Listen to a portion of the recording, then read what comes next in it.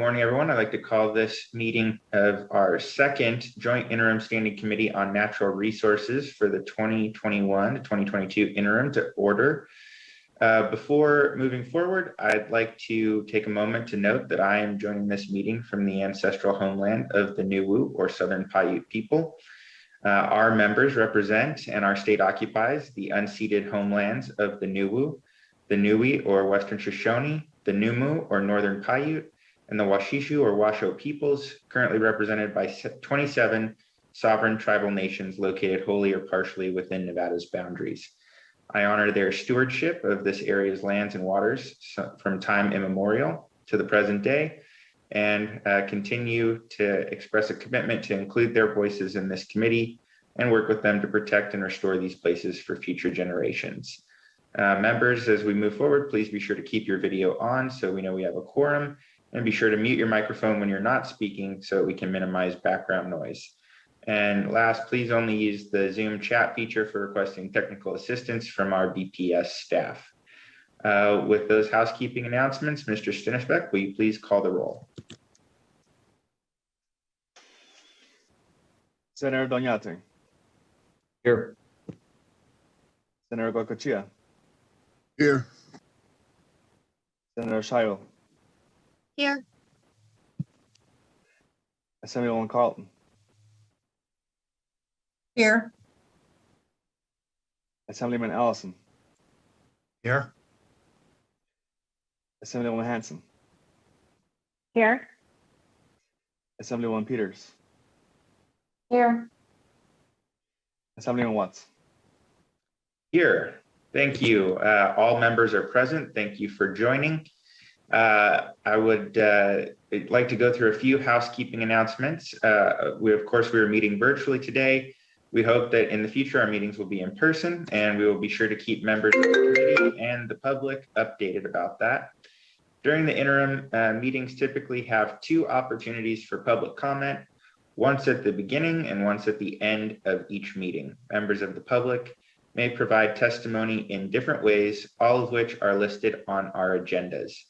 To call in for public testimony, dial 669-900-6833.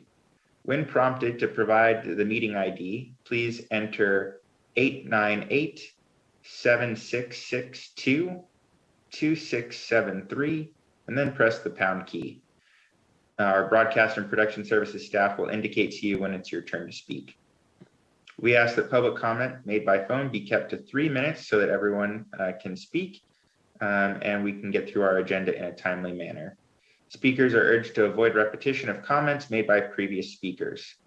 If you'd like to provide written comments, please either submit them electronically either before, during, or after the meeting by email to nrinterim@lcb.state.nv.us or mail them to the Research Division at 401 South Carson Street, Carson City, Nevada, 89701.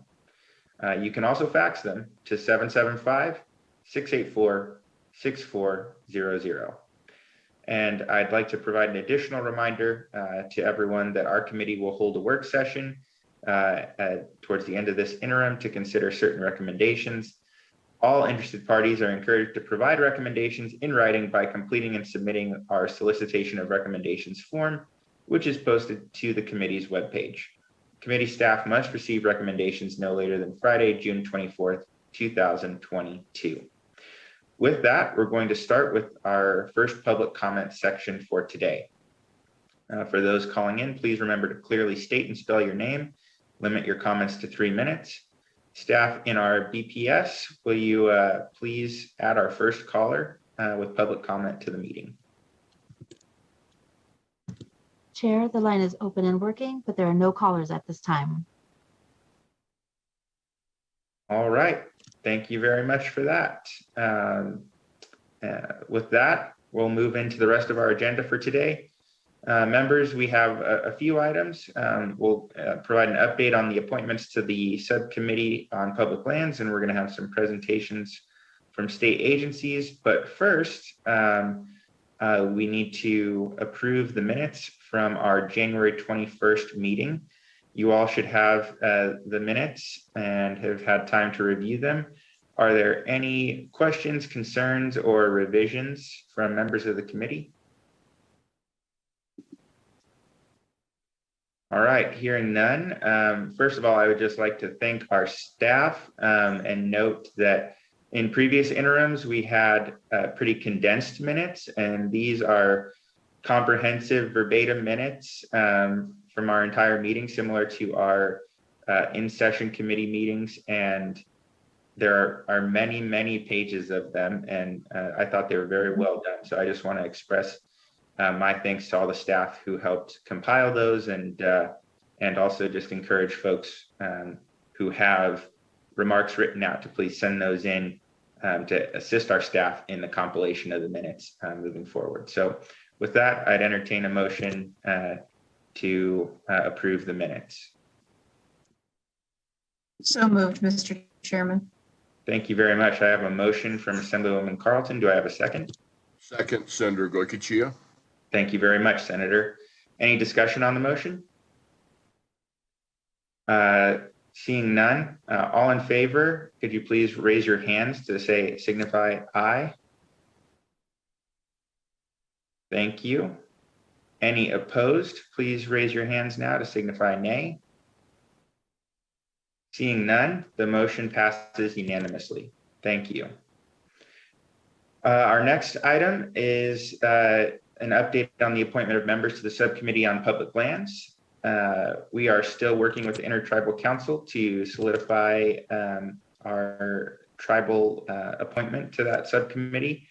However, I am providing an update on the announcements that were made at our last interim.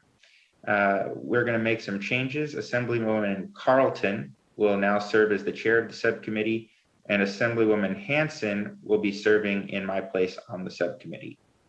Once we have an update on the tribal member and we get that appointment made, we'll provide that hopefully at our next meeting in March. With that, we'll move on to the next item on our agenda and the beginning of our presentations today. We will have a panel to provide an overview on the economic impacts of climate change in our state. Our first presenter is Dr. Kristen Averett, our Senior Climate Advisor with the Office of the Governor, who will provide an overview. After that, Dr. Averett will be followed by our State Treasurer, Zach Conine, who will discuss the incorporation of climate and environmental risk into our bond ratings. Lastly, we'll hear from representatives of the American Property and Casualty Insurance Association, who will discuss the effects of climate risks on insurance. So with that, welcome, Dr. Averett. You can go ahead and introduce yourself for the record and proceed whenever you're ready. Good morning. Thank you, Chairman Watts, members of the committee. For the record, I'm Kristen Averett, Senior Climate Advisor, Office of the Governor, and the Nevada Climate Initiative. Thank you for the invitation today to talk a little bit about the economic impacts of climate change. There we go. So just like the rest of the US and the rest of the world, Nevada is experiencing climate change. On average, temperatures in our state have increased by a little over 2 degrees Fahrenheit. Now, while this may not seem like a large change, these few degrees are driving an increase in more extreme weather. As temperatures increase, heat waves are growing longer and more frequent. Right now, we are in a 20-year-long drought that is the worst that we have, it's the worst that we have seen in this part of the country in the last 1,200 years. Wildfires are increasing in size, and increasing nighttime temperatures mean that fires are actually being fought around the clock. They don't lie down at night like they used to. On the flip side, storms are also increasing in strength, and the frequency and intensity of flood events are projected to increase. Extreme weather and climate events pose increasing risks to our communities and to our natural resources. According to the latest US National Climate Assessment, climate change is projected to impose substantial damages on the US economy. Here in Nevada, the Governor's Office of Economic Development, in their publication, A New Economic Agenda for Nevada, identifies climate change as one of the most significant threats that's facing our state's economy. Take, for example, this graphic. this shows the major weather and climate disasters that hit the US in the year 2021, each of which cost our economy over $1 billion. From hurricanes in the Gulf to severe storms in the Midwest, to the wildfires and droughts that are plaguing our neck of the woods, these events all have the fingerprints of climate change all over them. Temperatures are continuing to increase. It shouldn't be a surprise to see that the number of billion-dollar climate disasters has also been increasing through time. This graph shows the number of billion-dollar disasters between 1980 on the left side of your screen and 2021 to the right. Each color of the stacked bars represents a specific type of climatic event. For example, the green bars, they represent the number of severe storm events. And the red line, which hopefully you can see, that overlays this entire bar chart, that's the annual total cost to the US economy of these individual disasters. Since 1980, major weather and climate disasters have cost our economy $2.2 trillion. Last year, these events cost our economy $145 billion. Let me share with you a couple of additional statistics. Over the last 40 years, the economic cost of rain and snow events in the West was approximately $51 billion. In 2021 alone, Nevada's economy lost over $100 million as a consequence of both drought and wildfire. According to the last US National Climate Assessment, climate change has cost our economy $1.1 trillion. And a report released just last week by Deloitte indicates the US economy could lose $14.5 trillion over the next 50 years if we fail to rapidly decarbonize. Now, while these numbers are from different sources, using different assumptions, normalized to different dollar years, I think this paints the picture. Failure to act on climate will continue to cost our economy. Whether it's reaching net zero greenhouse gas emissions as soon as possible or reducing the vulnerability to climate events through resilience and adaptation planning, investments in climate action today will pay off in the future. One way that we can more specifically examine the cost of inaction on climate is using something called the social cost of carbon. The social cost of carbon is essentially an estimate in dollars of the value of future damage that would be caused by 1 metric ton of carbon dioxide emissions.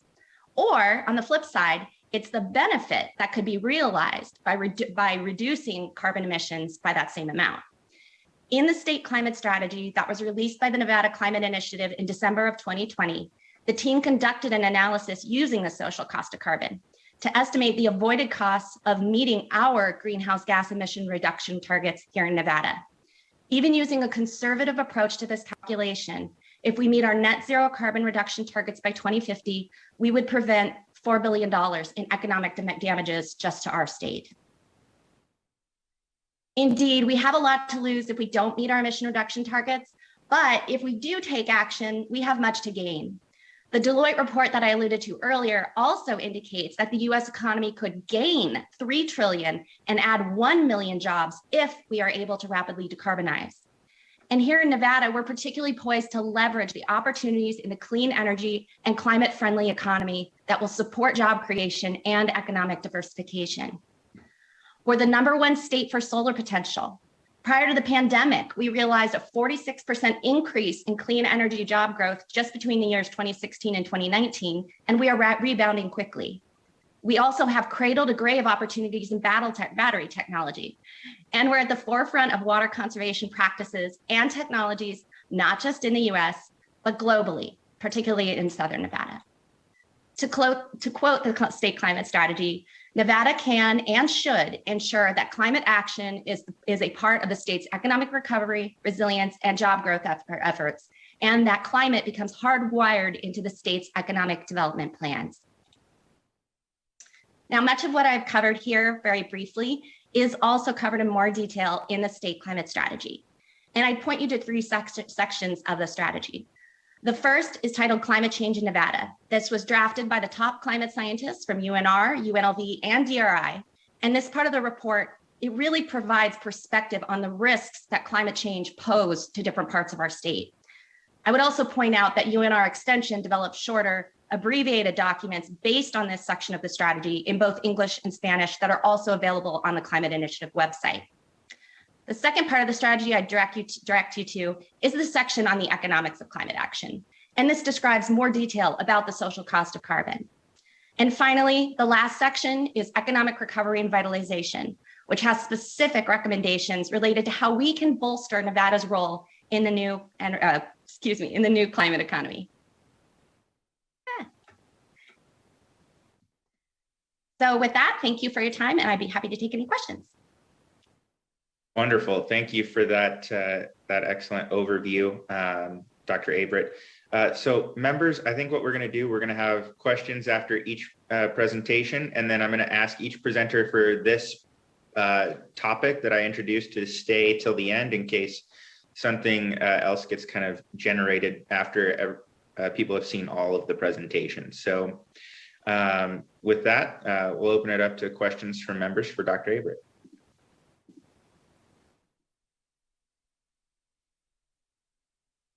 All right, Senator Goicoechea. Thank you, Mr. Chair. You know, I go back, I attended a seminar with Professor Robin Torres from UNR years ago. And his statement that always stuck with me was the fact that there was cactus at the Canadian border before, and there will be again. So yeah, I know we're looking at a very small window. Yeah, we talk 1,200 years, but in the whole realm, you know, are we going to be able to turn this back? Thank you for the question, Kristen Averett, or comment, question for Kristen Averett for the record. Just today, a new report came out from the Intergovernmental Panel on Climate Change, which is the authority on climate science globally. And they actually outlined some of what may not be reversible essentially in the next couple thousand years in terms of what's happening. The question about the idea of what's happening today and how unprecedented is it or isn't it in the scheme of things, because the climate has always changed, and I hear that loud and clear. This was actually what I did for my PhD research. I was really interested in climate change, and over the last 120 million years, this is really truly unprecedented in terms of what we're seeing and how rapidly it's happening relative to what we know in the last many millions of years. Thank you. Thank you, Mr. Chair. Thank you, Assemblywoman Hanson.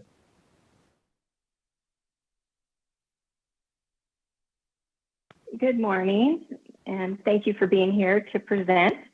I have a few questions. The presentation went into extensive concerns about the weather crisis that we suffered in the United States as a whole and how climate affects that. Also, the economic injury that we take from that. So I brought this up at our last interim hearing. I sometimes get chided that I want to talk about the bigger picture. Certainly in Nevada, we care about our water and clean air and all of that.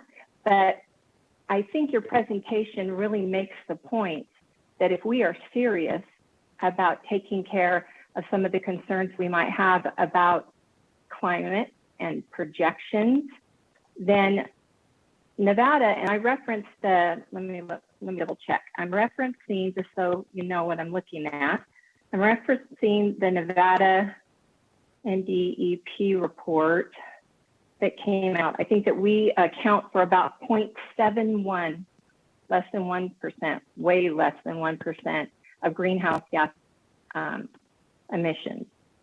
But then China is responsible for, they're number 1 in the world, and they're at 27. And so if we really are worried about what climate change is occurring and what those forces are at work that are causing and maybe in question of whether climate changes are affected by the greenhouse emissions and that effect on the crises that we have had with weather events, I'm wondering why we don't spend more time dealing with the problem that China is when it comes to greenhouse emissions and some of these other issues that we're discussing. Thank you for the really thoughtful comment and question, Kristen Averett, for the record.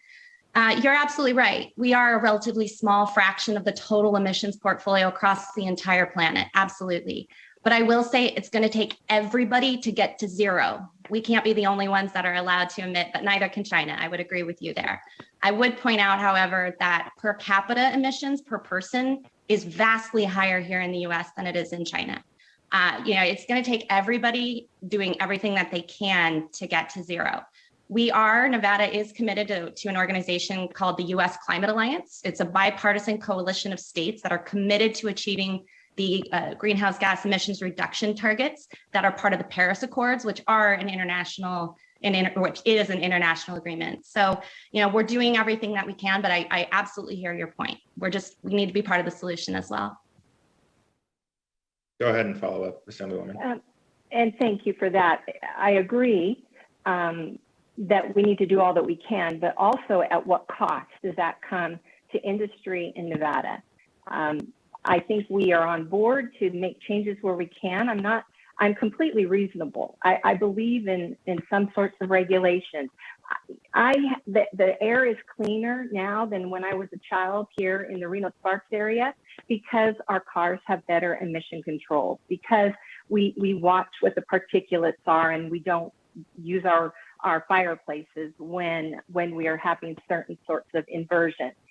So I am completely reasonable about understanding that there are things that we need to guard against. I'm here to question how far that pendulum swings. Now, we want good partners because while the US is doing their part and Nevadans do their part, it doesn't matter how much we do.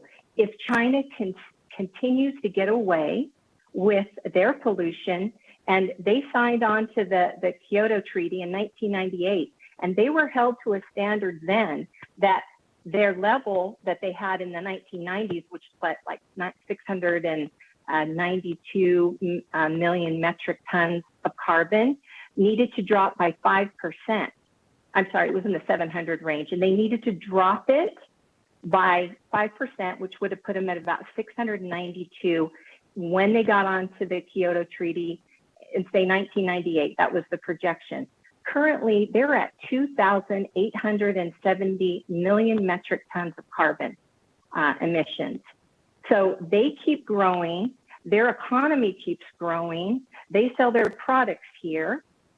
And then yet Nevadans and the US are held to a higher standard, and they and asked to accelerate that standard that we're not sure we can economically support by 2030. And so this is the problem I'm having, that I understand the intent is good, but I'm concerned that we do dire consequences of economic damage. We're already paying I paid $4.79 a gallon for gas. Where does it end? That we make all these dramatic changes and affect industry and our fuel supply in order to achieve our standard by 2030, but China just keeps putting out more and more greenhouse emissions. Kristen Everett for the record. Yeah, these are all excellent points. You're absolutely right with respect to Chinese emissions, and it is a global problem, and everybody has different assets that they can deploy to tackle it. I would just point out again, there are dollars associated with not moving forward on climate in terms of taking action now and investments up front and what the long-term payoff might be. But you're absolutely right that these are difficult decisions, and this is part of what we point out in the climate strategy in our section on complex challenges, is that it really takes everybody getting around the table to talk about these issues. What are those economic trade-offs? What are the short-term consequences? What are the long-term consequences? But also, what are those opportunities? That's the supply chain issue around battery technology. I mean, that's something that we really have a tremendous opportunity to be a job creator here in the state. And we need to kind of get some of the folks that really truly are the expert economists, and who hopefully will be speaking later today to talk some of that through and help us to navigate these issues that you're bringing up. Thank you for that. Thank you, Doctor. Yeah, thank you. So I see the vice chair has his hand raised. I appreciate some of that. I guess I just also want to remind members of two things. So one of the things is that we're really looking at, particularly within this committee, the some of the adaptation pieces on how we adjust to some of the impacts that we're seeing, less so on how we get emissions down. And I think that Dr. Abrett's note about the social cost of carbon is a helpful guidepost to try and figure out the costs of some of these things that we're doing, either to reduce emissions or, in the case of our committee's jurisdiction, to deal with the impacts that we're going to see from some of these climate changes, and weigh the costs of those versus the costs of inaction in kind of figuring that out. And also just to the point of collective action problems, they're difficult, but it does take folks to lead by example, and work together in some of these tricky issues. I mean, especially as we're seeing some of the global issues going on right now. It takes collaborative efforts in order to move everybody in the right direction. So with that, Vice Chair Doniate, go ahead. Thank you so much, Chair Watts, and good morning.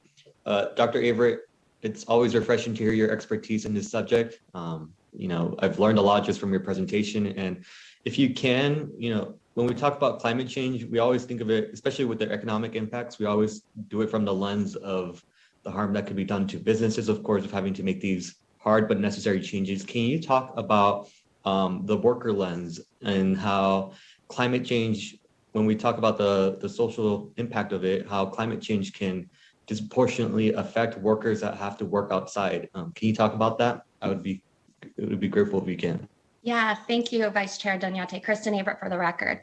So extreme heat and exposure of folks here in Nevada is an issue. Both Reno and Las Vegas are among the fastest warming cities in the entire United States in terms of the combination of climate change and the urban heat island. And we do very much, there are consequences. So nationally, extreme heat, there are more mortalities associated with extreme heat than any other natural disaster in any given year. And so this is something that we are paying attention to. And I would point out that Governor Sisolak announced last week during his State of the State that we will be developing a statewide heat plan for precisely that reason.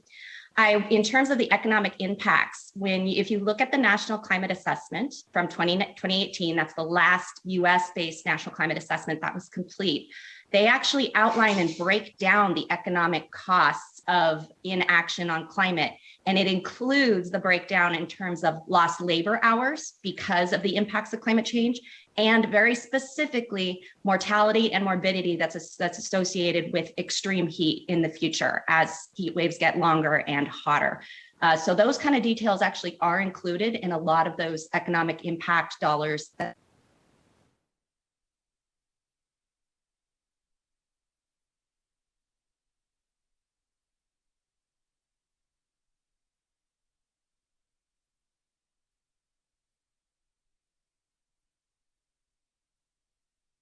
are historically underserved populations. I hope that answers your question. Great. It does. Thank you. Thank you. Members, additional questions at this time? Assemblyman Ellison, go ahead. Thank you, Mr. Chair. There's a lot of us that's been on these fires that actually on the ground. And the change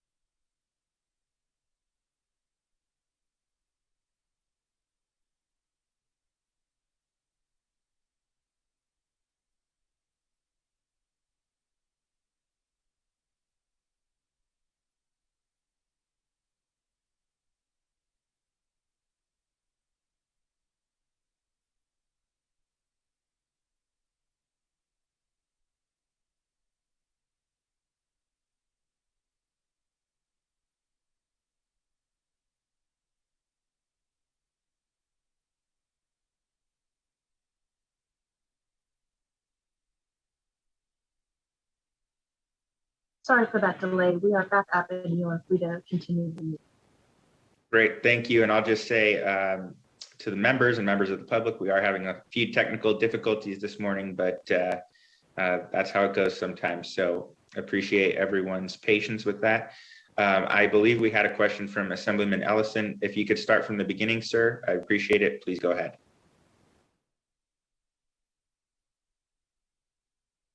Oh, I think you're on mute. There you go. Thank you, Mr. Chairman.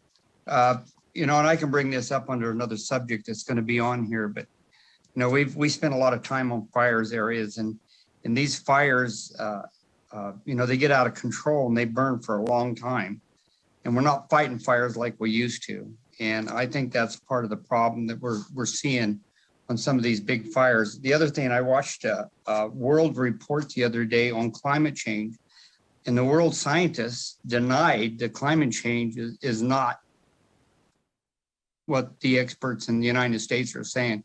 Can you maybe respond to that? Because that was a great interview that these world scientists said it's most of it is exaggerated for money, and maybe not. I don't know.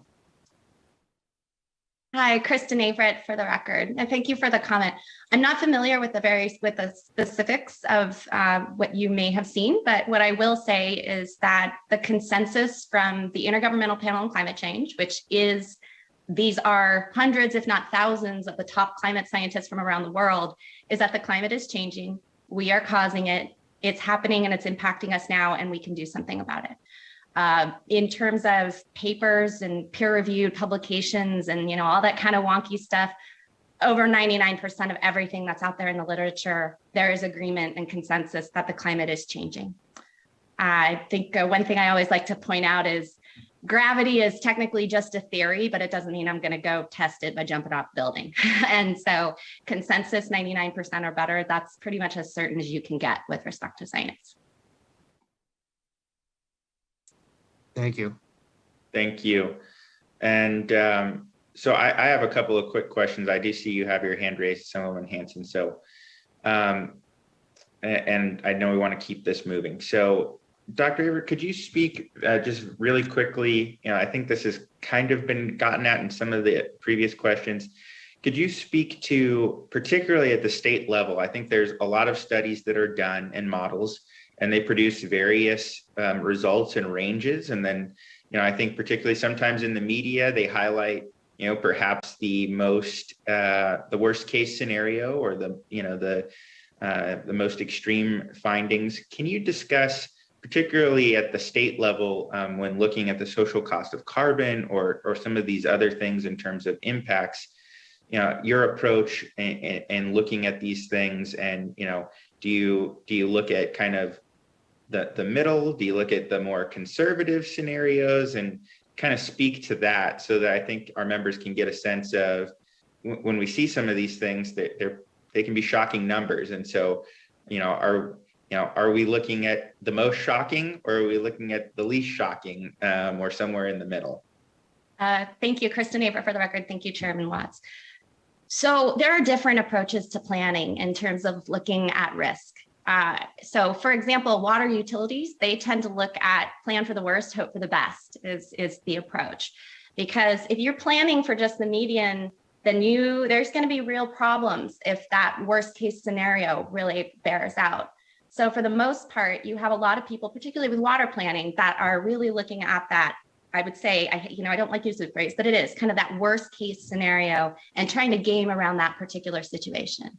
And so planning for climate, it's a little different than traditional planning, where you have something in the past to react to say, hey, we survived that drought that was 15, 20 years ago, and we got through it doing X, but future drought might be a little different. So we need to plan for that worst case scenario moving forward, because it might require that we do things slightly differently. I mean, we just heard from the Assemblyman talking about wildfire and how it is different, and fighting is different, mitigating it is different. So our approaches need to be a little bit different about how we deal with them too. There's both that emergency response component, but there's also that long lead. What kind of planning can we do to actually mitigate the hazard should it happen? And in terms of that portfolio of issues to be concerned about, of course, there's always the water issue. That's going to be an issue as the driest state in the country in terms of the precipitation that we get. We heard about wildfire already, and several folks brought that up. We do also, on the other side, have to worry about storms. The water cycle is intensifying. Our dries are getting drier, our wets are getting wetter. And so these storms are bigger and badder, but so are the droughts. And so will be the flood events. So we can expect more of these swings between extreme drought to a flood season as we're moving forward. And we're already seeing some of that playing out in the state. So I hope that gets to your question, Chairman. Thank you. It does. I appreciate that. And we'll also just note for the members that in relation to some of the things brought up by the vice chair, we will have an additional meeting in the future looking particularly at the intersection of some of these impacts and the impacts on health, and are actually working on a joint meeting with Health and Human Services to dive into those issues that overlap. So, and hopefully we'd love to get an update on that heat initiative at that meeting, which I think we're planning for June. So Assemblywoman Hanson, I'll let you have a quick follow-up, and then I think we'll move on to our next presenter. Thank you, Chair. I appreciate another opportunity. I know that we need to move on with the day, but this is a big, important discussion, and a lot of very serious things are mentioned. We know the science is not settled, even though our governor has said it is. The science is not settled, or at least the solutions aren't settled. So I think there are going to be lots of questions, and that's how you get to the best solutions, is when we can have open and honest dialogue. A question is, for the doctor, do we consider natural gas to be a carbon fuel? Kristen Averett for the record. Thank you for the question. Yes, it is. When you burn natural gas, well, first of all, it's methane, which is a very potent greenhouse gas. And when you burn natural gas, you actually release carbon dioxide. Natural gas is a fossil fuel. So with our generating, to generate electricity, we're getting away from coal plants. We rely on natural gas for generation of electricity in lieu of that. So if that's giving a carbon emission, what are we looking to generate electricity to be then? Have we gotten better getting away from coal and going to natural gas? And then is there, certainly in a perfect world, we'd love solar, but we're maybe not completely there for every need we have. So I'm just curious how natural gas looks in response to us getting away from coal. Did we lower our greenhouse gases by doing so? And what is the next step if we're trying to get away from fossil fuels? Thank you for the question, Kristen Averett. I love that question because I've been asking the same sort of thing, because what is the plan for natural gas? Because natural gas was always presented as a transition, as you pointed out, from coal. So now what does the transition look like to renewables? So that we can take advantage of our solar potential in this state and create more jobs. So what is the plan? I agree with you.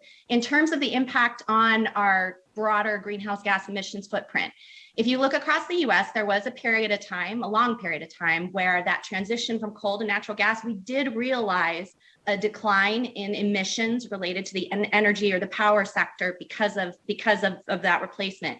However, because of the increasing demand for power and really just the prevalence of natural gas, the total emissions they're actually increasing for natural gas just because there's so much of it out there in terms of power generation. But I too would like to know what the transition looks like, because we are, as a state, committed to, in statute, net zero greenhouse gas emissions by 2050. So there has to be a plan.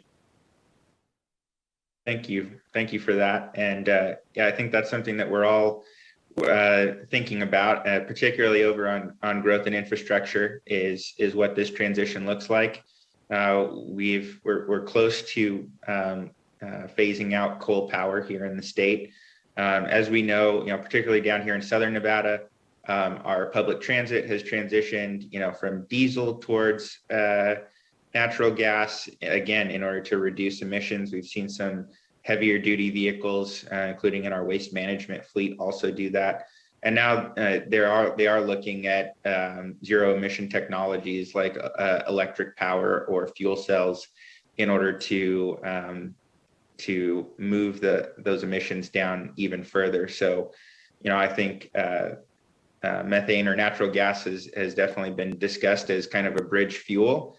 And then the question is, what's on the other side of the bridge, and how long is the bridge? And of course, I think this, some of the states and national and international science has pointed to the timeline that we're working on. And so look forward to some of the other conversations that will be had around that, and appreciate the clarification on that. So with that, members, thank you again, Dr. Averett, for your presentation. I know that you have another commitment, but would ask you to stick around for a little bit in case anything comes up after our other presenters. And with that, I'd like to move on to our next presenter, which is our state treasurer. Treasurer Conine, welcome. The floor is yours. You can introduce yourself for the record and begin your presentation whenever you're ready.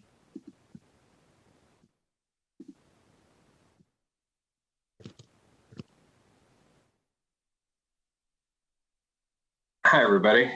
Chair, thanks for having me today. I am Zach Conine, and I have the pleasure of being your Nevada State Treasurer. Now, my staff is busy building Nevada we deserve, so I'm managing my own slideshow. So I just want to make sure, is this working? It is not in full screen mode, so we can see the next slide. There we go. How about that, sir? Perfect. Perfect. Okay. Excellent. All right. Good morning, Chair and committee members. For the record, I'm Treasurer Zach Conine. It's my pleasure to be here this morning to discuss the impacts of environmental risks on the state's bond rating. Before jumping in, I want to provide a brief refresher on state debt, because of course we all know that we like talking about bonds on a Monday. So why do state governments incur debt? Debt is often issued to finance large infrastructure projects, long-term benefits, things that we like schools and hospitals, highways, bridges, water sewer systems, and universities. These capital projects require relatively large expenditures, a concentrated amount of time to ensure planning, design, and construction is not interrupted. What is a bond? Now, I've answered this question a lot. I want to make sure I get to answer it today. A bond is a debt instrument issued for sale by the government to help pay for its obligations. It serves as a promise to repay the buyer on a specific date, along with regular interest payments along the way. And a little bit of who's who, a couple of stakeholders we'll be talking about as we work through this process. One is the issuer, that's the government, us, that offers bonds up for sale. Two is the bondholder, that's the initial purchaser of a bond from the issuer or a subsequent registered owner of the bond. The rating agencies, independent agencies that assign ratings to the riskiness of the issuer's commitment and ability to meet its obligations. The three largest are Moody's, S&P Global Financial, and Fitch. As a reminder, the state currently has its highest credit rating in the history of the state, which we're very excited about, one that we were able to maintain and preserve during the pandemic. There's also Disclosure Council, that's retained by the issuer to assist with the compliance of federal securities law and to review and prepare disclosure documents related to public bond issuance, such as the official statement, the continuing disclosure agreement, and notices of sale. There are municipal advisors, or MAs. Those are retained by us, the issuer, to provide analytical support and options for the structuring of bond terms, coordinate with other parties to the issuance, but to ensure offering documents meet regulatory requirements. There are underwriters. They act as the intermediary between the issuer and ultimate bondholders by buying the bonds from the issuer, coordinating the resale of the bonds for a profit. And there are paying agents. Those are typically banks that act on behalf of the issuer to distribute principal and interest payments to the registered bondholders of the bond. The authority in the state of Nevada to issue bonds is a responsibility of our office. As noted, pursuant to NRS 226.1110, section 10, the state treasurer is directly responsible for the issuance of any debt obligation authorized on behalf of or in the name of the state, except for issuances by the Colorado River Commission, University of Nevada System, and the Department of Business Industry, which issues various types of debt under a range of levels of autonomy. One of the ones that business and industry issues, of course, are those $300 million that we're committing to affordable housing over the next year through our private activity bond, conduit bond placement, which is fantastic. Furthermore, subsection 11 of NRS 226-110 allows the state treasurer to organize and facilitate statewide pooled financing programs, including lease purchases, for the benefit of the state and any political subdivision. Now, of course, spend a moment talking about our bond rating, which again is the highest it's ever been in state history. Credit rating agencies provide an independent assessment of the relative creditworthiness of municipal securities. The rating system consists of letter grades that convey each company's assessment of the ability and willingness of the borrower to repay its debt in full and on time. Investors rely upon these letter grades as a means of assessing the likelihood of repayment. Think about credit ratings like the credit score that each of us have for our individual creditworthiness, but for the state. Credit ratings issued by rating agencies are a major factor in obtaining the lowest cost of borrowed funds in the municipal bond market. Credit rating agencies base ratings on the assessment of creditworthiness of an issuer with respect to a specific obligation. Debt management is an important factor in evaluating issuers and assigning credit ratings, which ultimately determines the borrowing cost of funds. In other words, when our credit rating is better, we spend less money paying interest on our debt, which means we can borrow more funds, which means we can spend less taxpayer money to build the things that we need. The chart on the slide shows the credit rating of the state's debt at the end of the last fiscal year. All debts were rated investment grade, which means that the rating agency has deemed the state as the issuer to have a low risk of default. Always happy to talk about credit rating, spend all day, but let's move on to talk about what we're here for. Environmental risks. There are several factors, that rating agencies consider in assigning credit ratings, such as financial, economic, administrative management, and environmental. Generally, rating agencies consider environmental risks to fall under one of the following categories. Physical risks include the physical threat of climate change on the environment, such as those from hurricanes and flooding. Coastal and Gulf states such as Louisiana and Florida are impacted most by these types of risks. Carbon risks refer to those risks that are brought upon by economic dependence on oil, gas, and coal industry. Natural capital refers to the products and assets supplied by nature. As an example, the rating agency Moody's notes that the state of Hawaii is positively impacted by this category, given the state's tourism sector's focus on natural environment. Finally, waste and pollution risks are just that, and include waste management considerations and the impact of environmental pollutants. Some rating agencies also include a category for water use, while others include water considerations under the natural capital category. Nevada's credit score currently shows neutral low impact for climate change and environmental risk, which means that the rating agencies have determined that there is little, if any, impact on Nevada's credit rating from the risk categories I've outlined above. I would note this could change in the future given the rise of wildfires and drought across Western US, and that has been a conversation when we talk to rating agencies. They do ask about wildfires, our ability to fight them, what the plan is for the future. The government's response to the increasing threat of climate change could mitigate not only the physical and social damage, but also damage to the state's credit rating. Happy to take any questions today. Many of the information I've shared is provided to my office by the rating agencies. Should any of the committee members like additional information, we'd be happy to provide it. We're also joined today by Jeff Landerfelt, who will be hanging out in case these presentations go past 11, as we've got a few other things they need to handle. Wonderful. Thank you for that, Treasurer Conine. Always appreciate the bond refresher.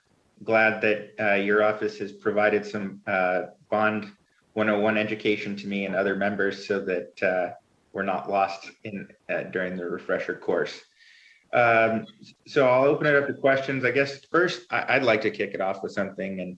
And so could you just speak a little bit more about the trends that you are seeing? So, you mentioned Moody's, and I believe it's relatively recently that they've rolled out ESG, so environmental, social, and governance factors into their bond ratings. Could you provide just a little bit additional update in terms of how the incorporation of environmental risk seems to be evolving? And could you also just speak a little bit to how both the risk itself and the action of the issuer to mitigate that can get factored into potential ratings decisions? Absolutely, and thanks for the question, Chair. So we're starting to see raters, rating agencies across the board speak to the importance of environmental, social, and governmental controls. Now, that's always been the case to some extent because they've always looked at the administrative capacities of the government, whether or not we were willing to pay the debts when they were owed, whether or not we do things like putting money into the rainy day fund, right? So that governance piece has always been a big piece of the work we do. The expansion recently has been to look at both social policies and environmental policies of the state to determine whether or not we're going to be better prepared for that in the future. Additionally, there is a market demand for bonds that are focused on environmental or social outcomes, right? You see some states starting to issue social bonds, right, to pay for things like affordable housing. State of Nevada is looking at doing that during our next round of issuance, or bonds that have been sometimes called green bonds, right, which is the idea that a bond is being issued in order to help fight climate change and the negative impacts of it on society. Some of those are real, some of those are more greenwashed, right? A bond that doesn't actually do anything, but sort of sounds better. Of course, in the state of Nevada, we would only be interested in the former, right? Something that actually had some impact. There are, to get to the second part of your question, rating agencies don't just look at what the current status is of climate, but what the state is doing to help protect against future negative impacts from climate, right? So just like with the rainy day fund, they're not looking necessarily at the amount of money in the rainy day fund, they're looking that the state has a plan that it sticks to move funds into the rainy day fund when those funds are available, right? They want consistency more than they're specifically looking for a type of outcome. So we'll continue to work with the rating agencies to make sure that Nevada's credit rating can stay high, which is deeply important, saves the state millions of dollars in debt payments, saves taxpayers money. And we know that it appears the industry, all the major rating agencies are starting to demand more and more of that action going forward. Thank you for that. And so just to put a final point on it before I open it up to others. And, I think in some of the materials that have been provided, so this is already being looked at for the state by Moody's and other raters, as well as I think at least Clark County. I believe that, it's likely that this incorporation is going to, eventually move to smaller jurisdictions and will essentially be incorporated into all the bond ratings at some point in the future. And that, for us to kind of going back to the social cost of carbon from Dr. Averett's presentation, one of the things to keep in mind is what actions that we are taking to identify and address some of the environmental risks to the state. And so while right now, so far, the relevant ratings have shown low to no impact, we need to keep in mind that our ability to look at and address some of these issues is important to preserve that bond rating and again save the taxpayers quite a bit of money as we look at financing some of these projects. I guess to make that a question, is my understanding of that correct?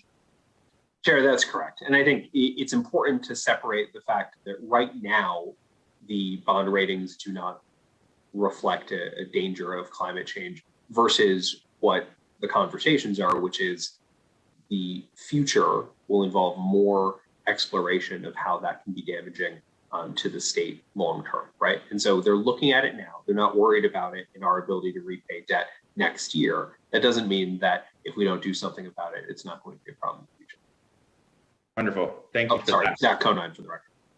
Thank you, Treasurer. With that, I'd like to open it up to members for additional questions.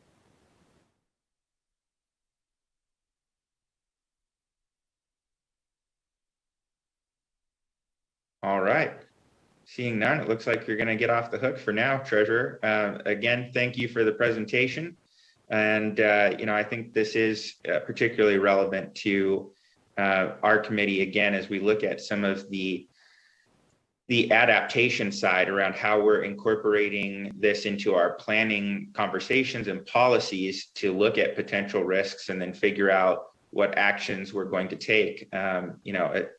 At some point, I think we're going to be having communication with the the treasurer's office to make sure that those processes are robust, so that the state in particular can demonstrate that we're looking ahead and taking action to address these measures in order to keep our bond ratings the highest they've ever been. So thank you for that, Treasurer. And with that, we'll move on to our next presentation. I see we have Ms. Bells joining us. So Ms. Bells, if you'd like to go ahead and get us kicked off, I will turn the floor over to you. Good morning, Mr. Chair and members of the committee. Thank you so much. My name is Jeanette Belz, JeanetteBelz with Belz and Case Government Affairs. I'd like to take a moment to introduce Karen Collins, Assistant Vice President of Personal Lines at the American Property and Casualty Insurance Association, who will offer a general overview of recent climate trends impacting the insurance industry. The presentation will briefly highlight how insurers view mitigation as a critical priority to make communities more resilient to future catastrophic events and help promote stable and competitive insurance markets. Thank you. And with that, I'll turn it over to Karen. Great, thank you. I'm going to go ahead and launch a screen share. Hopefully you guys are able to see this. We can, go ahead. Fantastic. Yes, thank you. My name is Karen Collins, and I'm the Assistant Vice President of Personal Lines with the American Property Casualty Insurance Association. Our organization is the primary trade association for home, auto, and business insurers with a legacy that dates back 150 years. Our member companies represent all sizes and structures and offer insurance products across the U.S. and around the globe that help protect families, communities, and businesses. I certainly appreciate the opportunity to speak before this committee. These are the key areas that I'll be focusing on, which Jeanette just highlighted. Climate change is a significant concern to the insurance industry, as climate change is expected to increase the frequency and also the severity of natural disasters. We have begun to see the devastating effects of this through a record-breaking number of weather and climate disasters. In fact, in the last 2 years, the U.S. experienced the highest two-year insured loss total ever for the 50 U.S. states at $176 billion. And we are expecting these trends to continue. To help paint a little more of this picture, according to NOAA, the yearly average for billion-dollar disasters is only 7.4 events when considering 40 years of data and adjusting for inflation. However, the U.S. has now experienced 7 consecutive years with 10 or more of these billion-dollar weather and climate-related disasters. Of concern, in 2020, the U.S. actually experienced 22 individual events, shattering a previous record, while 2021 also resulted in 20. Of these events, we have seen a significant volume of activity and losses as a result of hurricanes and other named storms along our southeastern coasts. In 2021 in particular, Hurricane Ida became the costliest global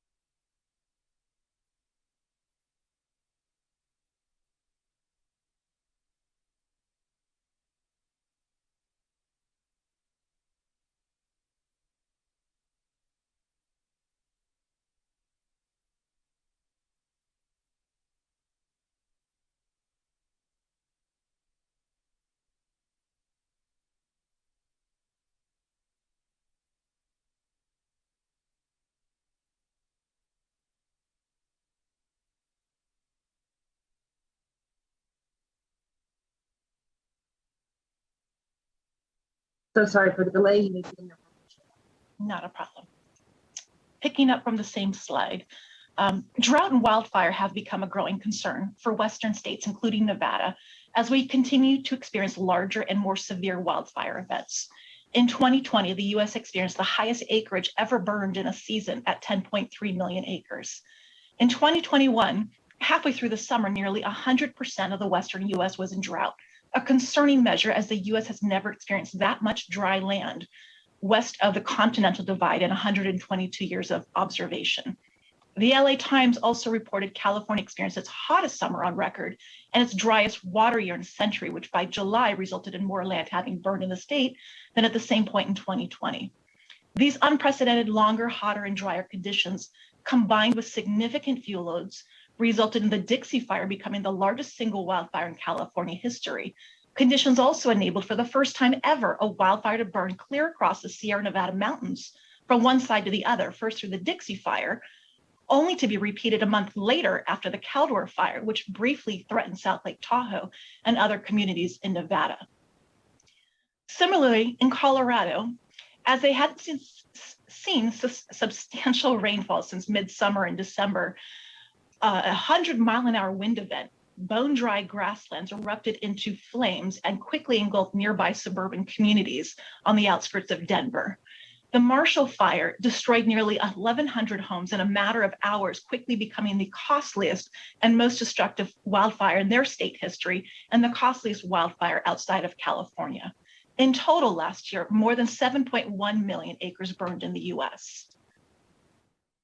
Aside from these growing numbers of natural disasters, the US is also facing the sharpest increase in inflation in over 40 years. Unfortunately, the cost to reconstruct a home or business have risen at an even higher pace than broader inflation, as supply and demand imbalances have led to significant material and labor shortages pushing up costs. In particular, demand for new housing and an uptick in home remodeling projects throughout the pandemic, along with, of course, reconstruction following these recent disasters, have all converged. Inventories have dropped for everything from raw materials like lumber and steel to home appliances, leading to major shortages and longer lead times to secure construction materials. Ongoing pandemic-related shipping and supply chain disruptions continue to prolong these challenges, which we anticipate may force insurers to pass these higher costs onto consumers through higher premiums. Thus, there's a substantial amount of pressure impacting property insurance carriers. In areas where insurers are not able to collect sufficient premiums for the increasing exposure, there are some carriers who may need to reduce their exposure through other measures, such as writing fewer policies in high-risk areas. This is actually a trend we have begun to see in several disaster-prone states, as some carriers have announced exits in some markets. Given the rising costs, the insurance industry strongly promotes mitigation to reduce potential loss. The National Institute of Building Sciences has shown that for every $1 spent on natural hazard mitigation, new code construction can save $11 in disaster and recovery costs. Thus, insurers strongly believe communities must begin to adapt now, given the growing threat posed by climate change and drought, in addition to land use policies, which continue to add more homes and businesses in high-risk areas, further increasing the risk for wildfire in Western states. Policymakers interested in making a difference should be considering actions such as adopting stricter building codes, responsible land use policies, and strategies that encourage communities to invest in mitigation measures that help protect lives and reduce the potential for property damage. As fuel loads are reduced in and around the wildland-urban interface, and more properties are hardened to be resilient to wildfires, this should result in a meaningful decrease in losses, which should translate to more affordable and available coverage for consumers.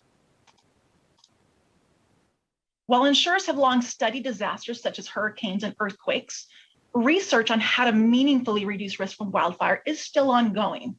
One thing that has emerged from all the research so far, which is unique from all other types of disasters, is that mitigation for wildfire must be done at the individual property level as well as the community level.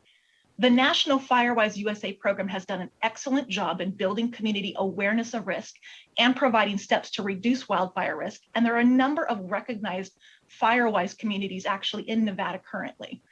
Similarly, following a decade of scientific research, the Insurance Institute for Business and Home Safety has published a series of roadmaps that include best practices for wildfire mitigation and plans to roll out a property level designation called Wildfire Prepared Home.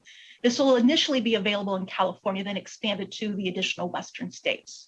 Here, you can see a number of the most important tips these organizations promote to reduce risk, which include creating defensible space around your home and also making your home ember resistant.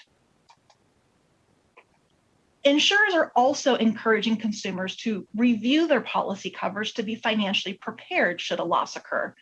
Given the extreme level of inflation, to protect against potential underinsurance, insurers are encouraging consumers to review their policy limits and also consider optional coverage features.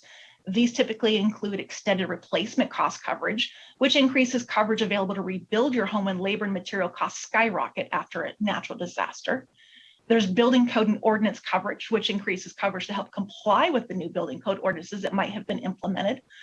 And also automatic inflation factors, which typically will adjust your coverage amount automatically with each renewal to help keep up with the rising costs. Though, as mentioned, during these really extreme periods of inflation, it's still important to review individual coverage limits. In wildfire-prone areas particularly, it is also heavily recommended to create a home inventory that you save electronically. In the event of a devastating fire, having such a list prepared in advance that enables you to quickly and easily identify belongings is incredibly helpful during a claim.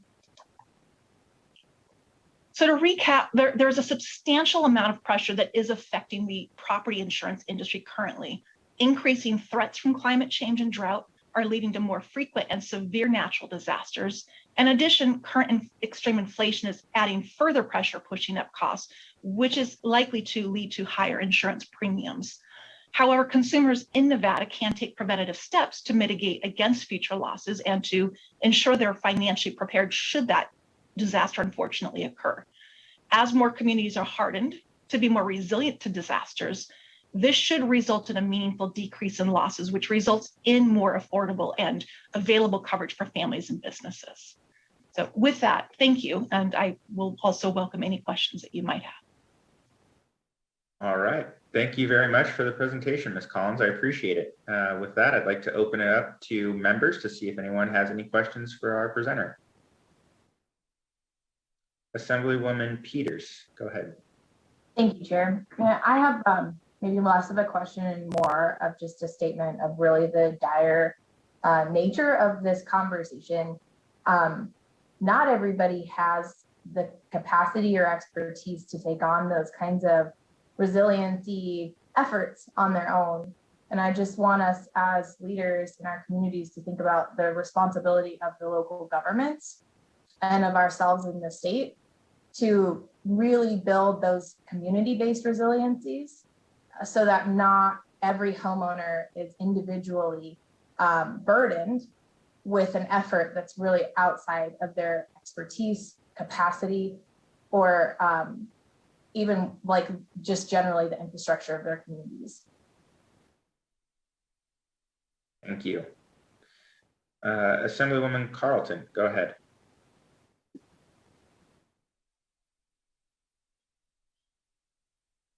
Okay, thank you, Mr. Chairman. So I guess my question goes to more of looking prospectively. We're going to have sort of the same areas within the same disaster zones over and over again. We've noticed that. And one of the things in looking at the flooding in the past is there have been times where folks have rebuilt and that same area has flooded again. We had issues here in Las Vegas until the retention basins were done. There were houses that were in floodplains.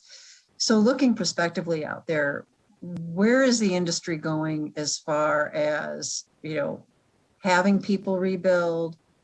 Are you going to be working with some of the local governments to have conversations about areas where instead of a floodplain and having extra flood insurance, are we going to be looking at fire areas and designating those areas as having to carry extra insurance? How are you looking at the changes in being able to put those policies together in the future?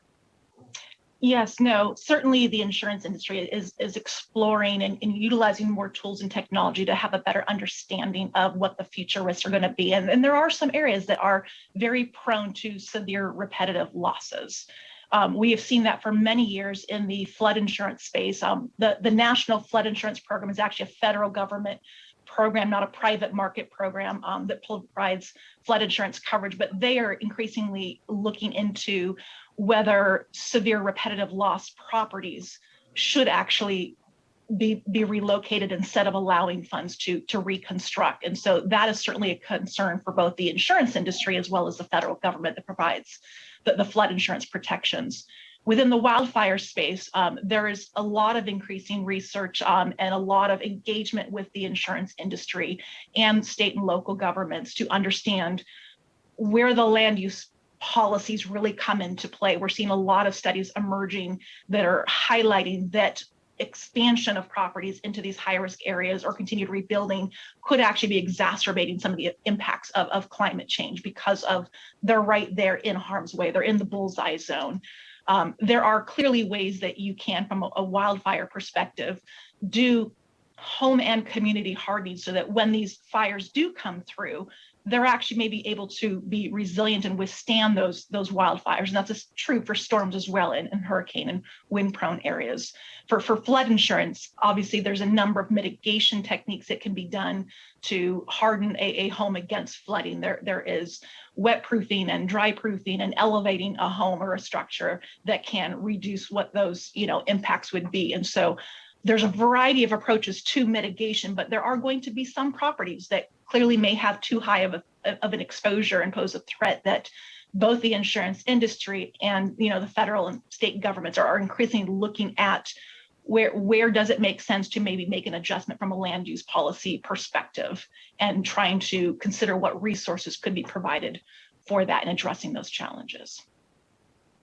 And thank you very much. And Mr. Chairman, if I may, one quick follow-up. So the hardening issues that you talked about and all the different strategies that homeowners can take to be able to protect their residences, is it the industry's proposal in the future to start building that into rates and allowing that to be part of the rate structure for individual homeowners? The science for wildfire is still evolving. In the long term, yes, but we're not necessarily there yet. I kind of alluded to this where there's been a lot of research over the years, decades, into a number of other disaster perils, hurricanes, for example, even earthquakes, which we're obviously exposed to here in the Western states.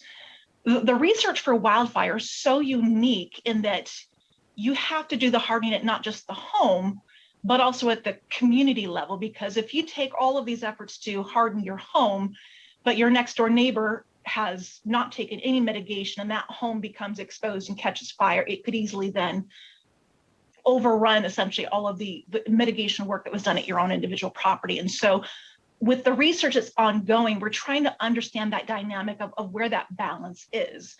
And it's not just a do one thing and that'll reduce it. It's really a set of actions that need to be taken to truly reduce that risk. And so, yes, insurers want to base their premiums according to the risk, and certainly actions that do reduce risk are typically reflected in rating, but the actuarial, which is a very technical term for the scientific numbers, the economics of what that translation is where they're still trying to finalize that research. So you're starting to maybe see some carriers that are beginning to voluntarily roll out maybe some reductions of premium credits in some states, but it's slow simply because the research isn't fully there yet. So as more of that research is completed, you will definitely probably see more of that. And certainly as more of that mitigation is done, the overall losses will be meaningfully reduced, and premiums across the state will certainly, experience the benefit from that reduction of losses. Thank you very much. Thank you, Mr. Chairman. Thank you, Assemblywoman, for those questions. Members, additional questions? All right, seeing none at the moment. First of all, I'd just like to provide a brief comment, Ms. Collins, and thank you for the presentation. One thing, I'm really glad that you took the time to share your perspective with us. I think it's helpful for the members of the committee and the public to know that this is not just an issue that's being looked at from the public or governmental side, but that this is something that the private sector is looking at very closely as well. And understanding that particularly in this an industry that is regulated and has oversight, to ensure that those rates are kind of well-founded, that this is something that is becoming an increasing factor, and the need, I think, that you highlighted very well, the need for both individual level and some collective action in state and local governments to address some of these issues. So one, I just wanted to say I appreciate you providing that perspective on behalf of the industry. I was wondering if you could just speak, and again, we're also going to have some additional presentation about wildfires, but I know it's something that is particularly of interest to this committee. Could you just speak a little bit more about some of the issues that have been seen? I don't know if they've happened as much here in Nevada per se. I know that in some of the California communities that are in extremely wildfire prone areas there, and I think you alluded to this briefly in the presentation, there have been points where the economics have become so bad that some of these coverages are either unavailable, or the rates are simply unaffordable on a practical level. So could you just speak to that a little bit? I think it's helpful for us to understand that in some of these cases, without taking action, some of the dramatic kind of impacts that could be seen. Yes, absolutely. And again, Karen Collins, just for the record. The challenges that we've seen in California are very specific to some of the regulatory restrictions that those insurers in California face. For those not familiar, the insurance regulation is a state-based regulation, and it varies by state. In California, I believe Nevada is the same, is that it is a prior approval state, meaning that insurers cannot simply just change rates and start passing that on to consumers. They are subject to prior approval from the state insurance regulator. So when we see in states similar to that, very extensive losses that occur in a very acute time frame, like we saw in the 2017 and 2018 seasons, where we had substantial wildfire losses in California, there's an outlay of claims that are paid, of course. And when you compare that to the premiums that have been collected in that state in particular over the last 20 years, those 2 years actually essentially wiped out the profits of what was 20 years. And in the same kind of span of time, in the aftermath of those losses having occurred, the state actually passed a number of laws that would essentially expand the benefits that would be available to consumers. And so if you think of it as the goalposts were moved, if the same losses were to have occurred a couple of years later as they did in 2017 and 2018, they actually would have been even higher losses. So we're experiencing a higher amount of insurance that would be paid in a single loss. And then we include that with the impacts of inflation. And you include that with the land use expansion that is continuing to add more and more housing into these high-risk areas. The amount of exposure has grown substantially. And when you think about it from that regulatory perspective, getting that prior approval, if you need to adjust your premiums to then reflect that higher cost, in California, it's a very slow process. And so a lot of the impact to the marketplace has really been more of the aftermath of the bottleneck of trying to be responsive to the higher exposure, in addition to the amount of losses that took place. We had a little bit of a lull in the market in 2019 as far as number of losses, but then we had another substantial year in 2020. The unique thing with 2020, it was more lightning-induced strikes versus utility-induced, losses.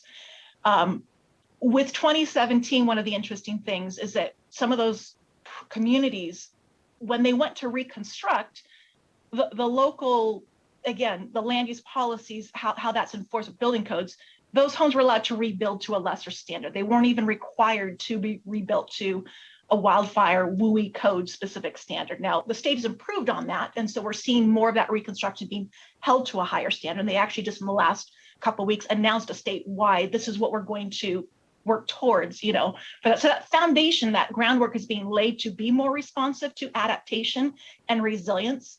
But in this window of time where the market is contracted, there's these other forces at play because insurers haven't been able to address all of the increase in exposure that is, with climate change and everything else. We know that this impact is still going to be there in future years. So there's that part of it. There's one other unique thing with California that's been a real difficult thing that the insurance industry is still working through with the state regulator, and that's the use of wildfire catastrophe models. Most states, you'll look at what your historic experience has been for trying to determine what your rate should be, kind of what that average has been. The challenge that we are facing in wildfire prone areas, and it's true to a degree with a lot of other areas in the country with natural disasters, but particularly so for wildfires, is that we can't truly just look at historic experience because we have in the Western states seen so much housing expansion into new areas that have historically been wildfire prone areas, the WUI.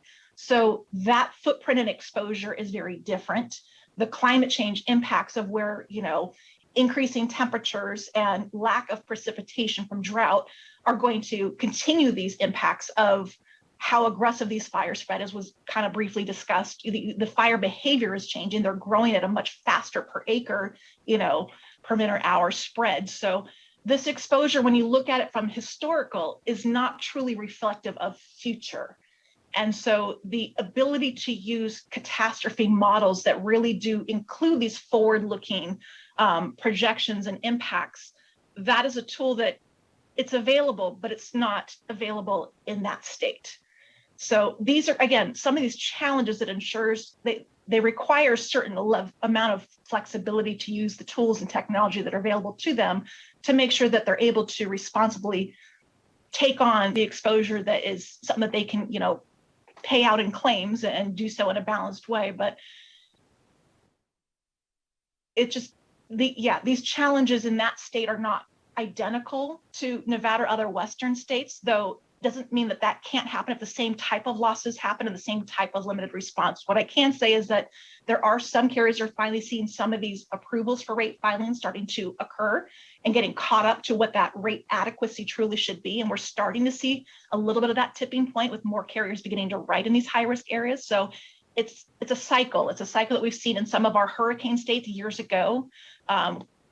In Florida, Hurricane Andrew in the early 90s. And then in 2004, 2005, we saw a similar type of cycle when the southeastern Gulf states, including Hurricane Katrina and in Louisiana, had occurred. We've gone through some of these market cycles, but then the market stabilizes over time. So we're kind of just in that cycle currently in California, getting through it. It's not going to stay this way indefinitely, but again, it boils down to how much can we reduce the losses and have stability so that you don't go through these kind of aggressive pain points like we've seen in recent years.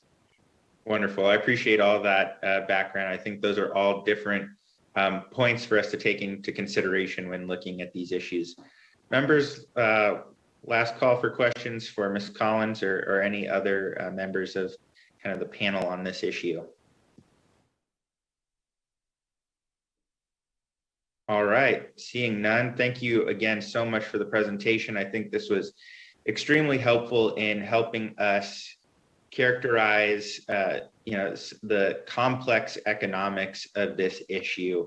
Everything from the physical damages costs, the costs of health impacts, potential costs to our state in terms of our ability to finance infrastructure projects, as well as the costs of insurance. And of course, the state, it has insurance and local governments do, as well as individuals. So all, I think, very important things for us to keep in mind to have kind of a global perspective about this issue as we look at what we try and do to take action to address drought, wildfire, flooding, and other issues that are influenced by our climate. So Again, thank you all for your presentations.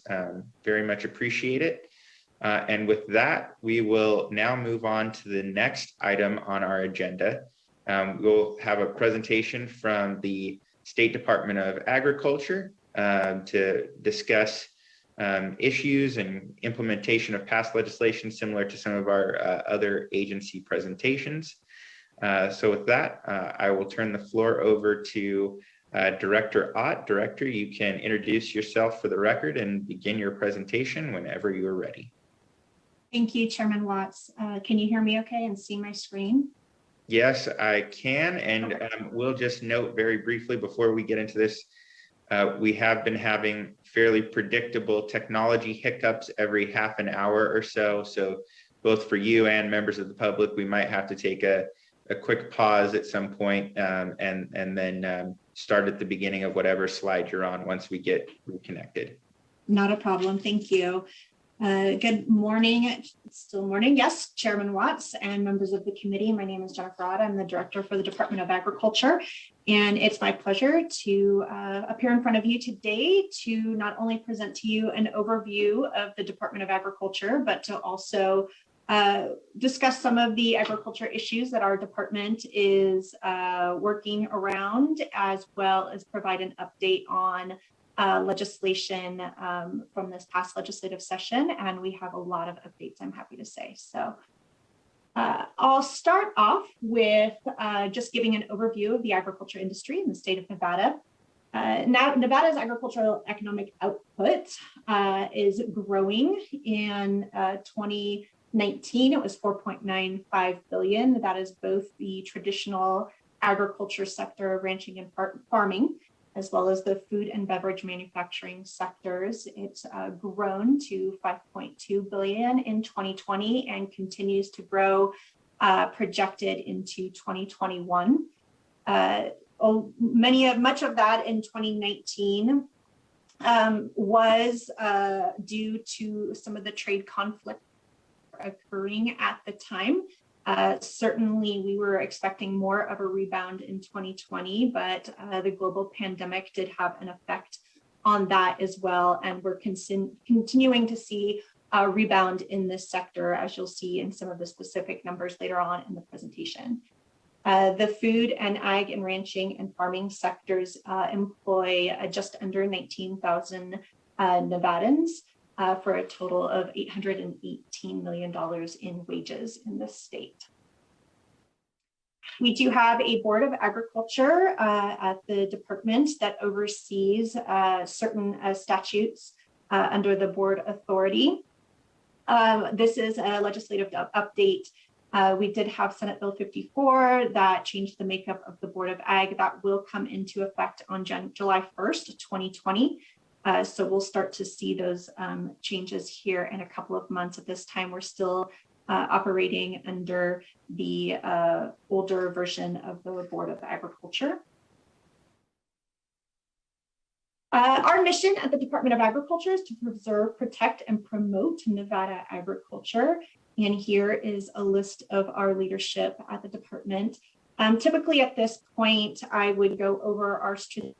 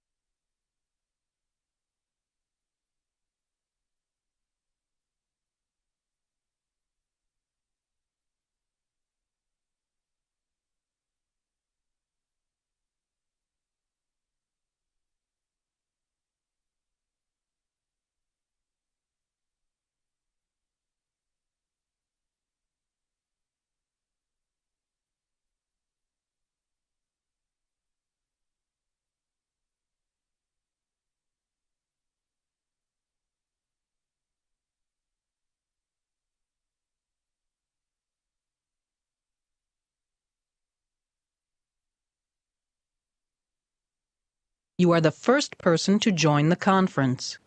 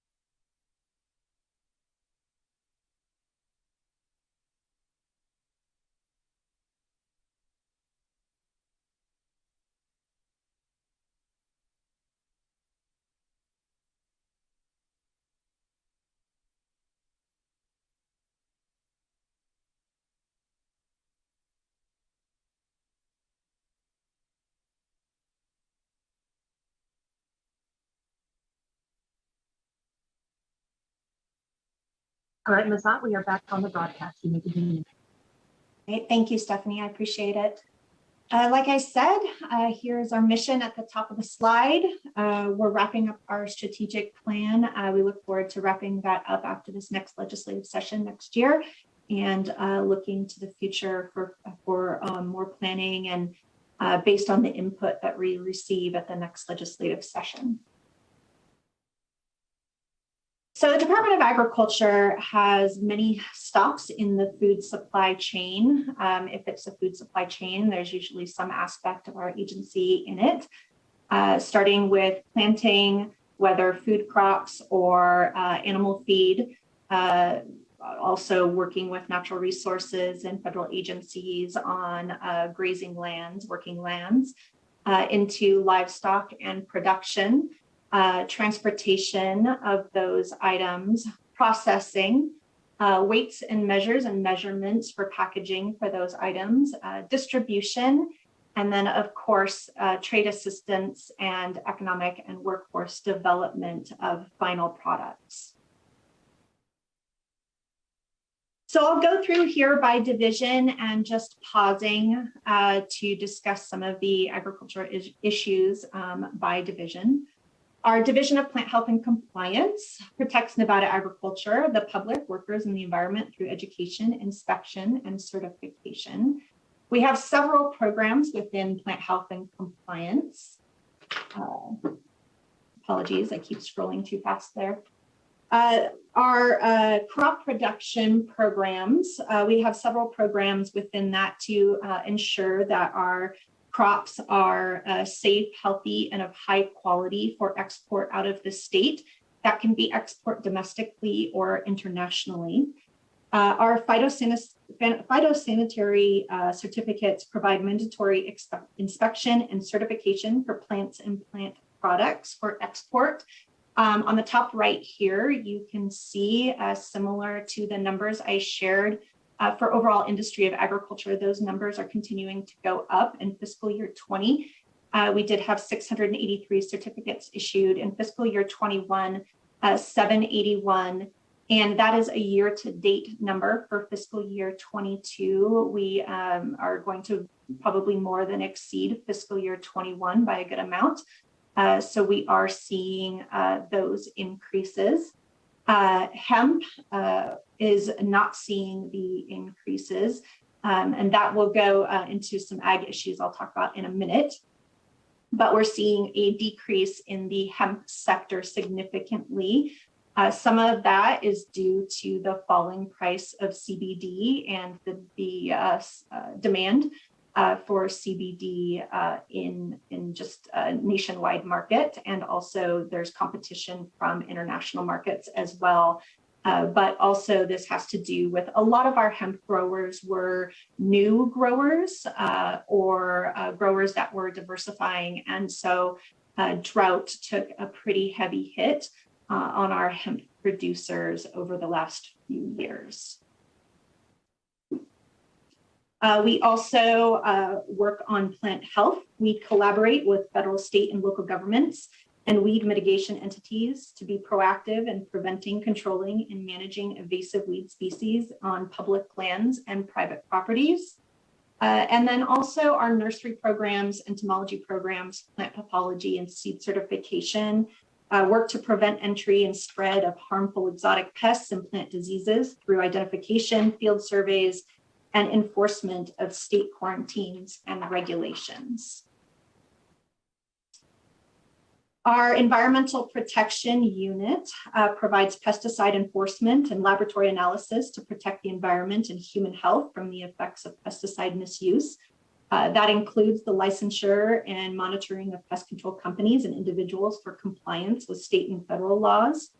And also working on the mitigation side, working on pesticide product recycling programs, monitoring waterways to make sure pesticides are not getting in our waterways, as all part of our environmental protection unit when it comes to the agriculture sector. Also, a portion of that is our Drought Initiative. We have one drought position at the Department of Agriculture who really is involved with working with all of the other drought groups in the state, with the governor's office, with NDP, and Department of Conservation and Natural Resources to work on the more practical sides of drought, particularly for our farmers and ranchers. So we talk about drought planning, drought monitoring, and then certainly once a drought has occurred, which it has for several years now, making sure our farmers and ranchers are aware of the federal resources for mitigation and assistance in the drought areas, in the drought realm. At this point, under Division of Plant Health and Compliance, I'll just pause and say really the main issues that we're working on in the division is drought. Like I said, drought is much harder. It's hard on everybody, but it's much harder on those newer agriculture entities, especially our small and medium-sized farmers and ranchers. And then also working on solutions for invasive species on our public lands. You hear about wildfire, that is a big factor when it comes to invasive species. Healthy range for grazing, that has a big impact. And so working through our shared stewardship team, which is the group of state agencies and federal agencies working together on these public land and private land projects, looking at funding and funding mechanisms, how we can collaborate on funding and using the existing mechanisms to patchwork together whole projects. And also in forward looking, how can we adjust federal language and tackle the rules at a national level so that we can work on public land issues that make sense for Nevada. It's no secret that much of the federal and public lands language was not created with states like Nevada in mind. And so we're hoping to change that through some of our work, not only on the state level, but the federal level. So I'll move all along into the supply chain to the division industry. That division is responsible for animal disease detection and prevention, food safety through our dairy program, livestock identification, theft prevention, commercial feed, agricultural product dealer licensing, and natural resources protection. I have one slide here on the Division of Animal Industry, which really doesn't do it justice. It's a really busy division. We have the livestock inspection program, that is the brand inspections that we hear about, protecting livestock producers and tracking the movement of livestock across Nevada and between states for health purposes and consumer protection purposes.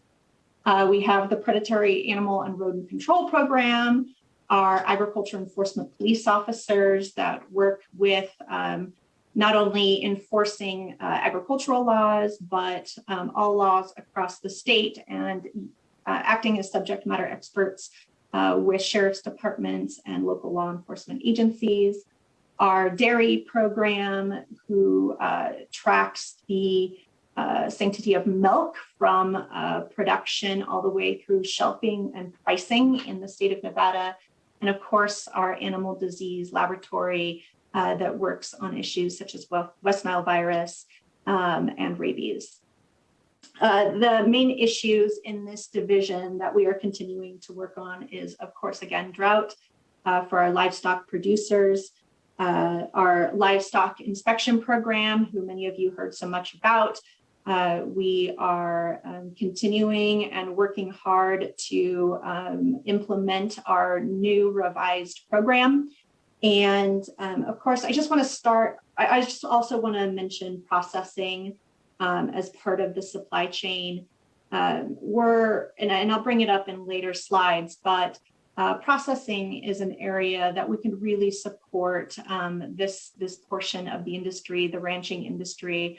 We have great production in this industry in Nevada. We have a wonderful market for those products, especially through our urban centers and our tourists and visitors to the state of Nevada. But we have very little processing in this state. Everything that we do has to leave the state in order to come back in to feed our population and our visitors. And so the Department of Agriculture and the governor's office is working to address that and to support this industry through supporting processing efforts. Moving on, our Division of Measurement Standards ensures quality of motor fuel and lubricants and consistency in commercial transactions by regulating devices used to determine weight and volume. Of our 3 programs and standards, Weights and Measures program, who inspects and certifies weighing and measuring devices, our metrology program that works again on the sanctity of those measurements, and petroleum technology that looks at the quality of petroleum across the state as it comes through the pipeline and lands in Nevada. 2 major issues that we're working on in this division. One is the electrification of Nevada and how that affects our regulatory standards on measurement of electrification and electric vehicles, and how we can provide consumer protection support in that industry. And the other issue that we are working on in this division has been a year-long issue, really, and that is the quality of diesel fuel in Nevada through our port pipeline, especially our Northern Nevada pipeline. We're seeing heavy clogging of filters. There's some sort of ingredient or substance that's being carried through our pipeline that's really affecting our Northern Nevada, Central Nevada, and Eastern Nevada fuel dispensing locations and costing a lot of money. And so we're working with the industry to solve that problem and maintaining that high quality of the pipeline in Nevada and the petroleum. And we have our Division of Food and Nutrition, who administers federal funds to provide access to healthy food for Nevada's children, seniors, and food insecure populations. We have several programs in the Food and Nutrition Division that we administer, and so I'm just going to hit the big ones. The Child Nutrition Commodity Support, really, that is the National School Lunch Program and School Breakfast Program. As you are aware, that has undergone quite a few pandemic changes and pandemic waivers. We're working with USDA to continue, and certainly the governor has made the commitment to make sure that all students in Nevada will continue to receive lunch, whether a pandemic program or not. And so we're continuing to work on that for the next school year. We also administer senior nutrition programs and community support programs. Our largest programs here are the Emergency Food Assistance Programs, the TFAP programs. Many of you know that as the food bank food. We also are really focusing on the Child and Adult Care Food Program, which supports our daycare centers.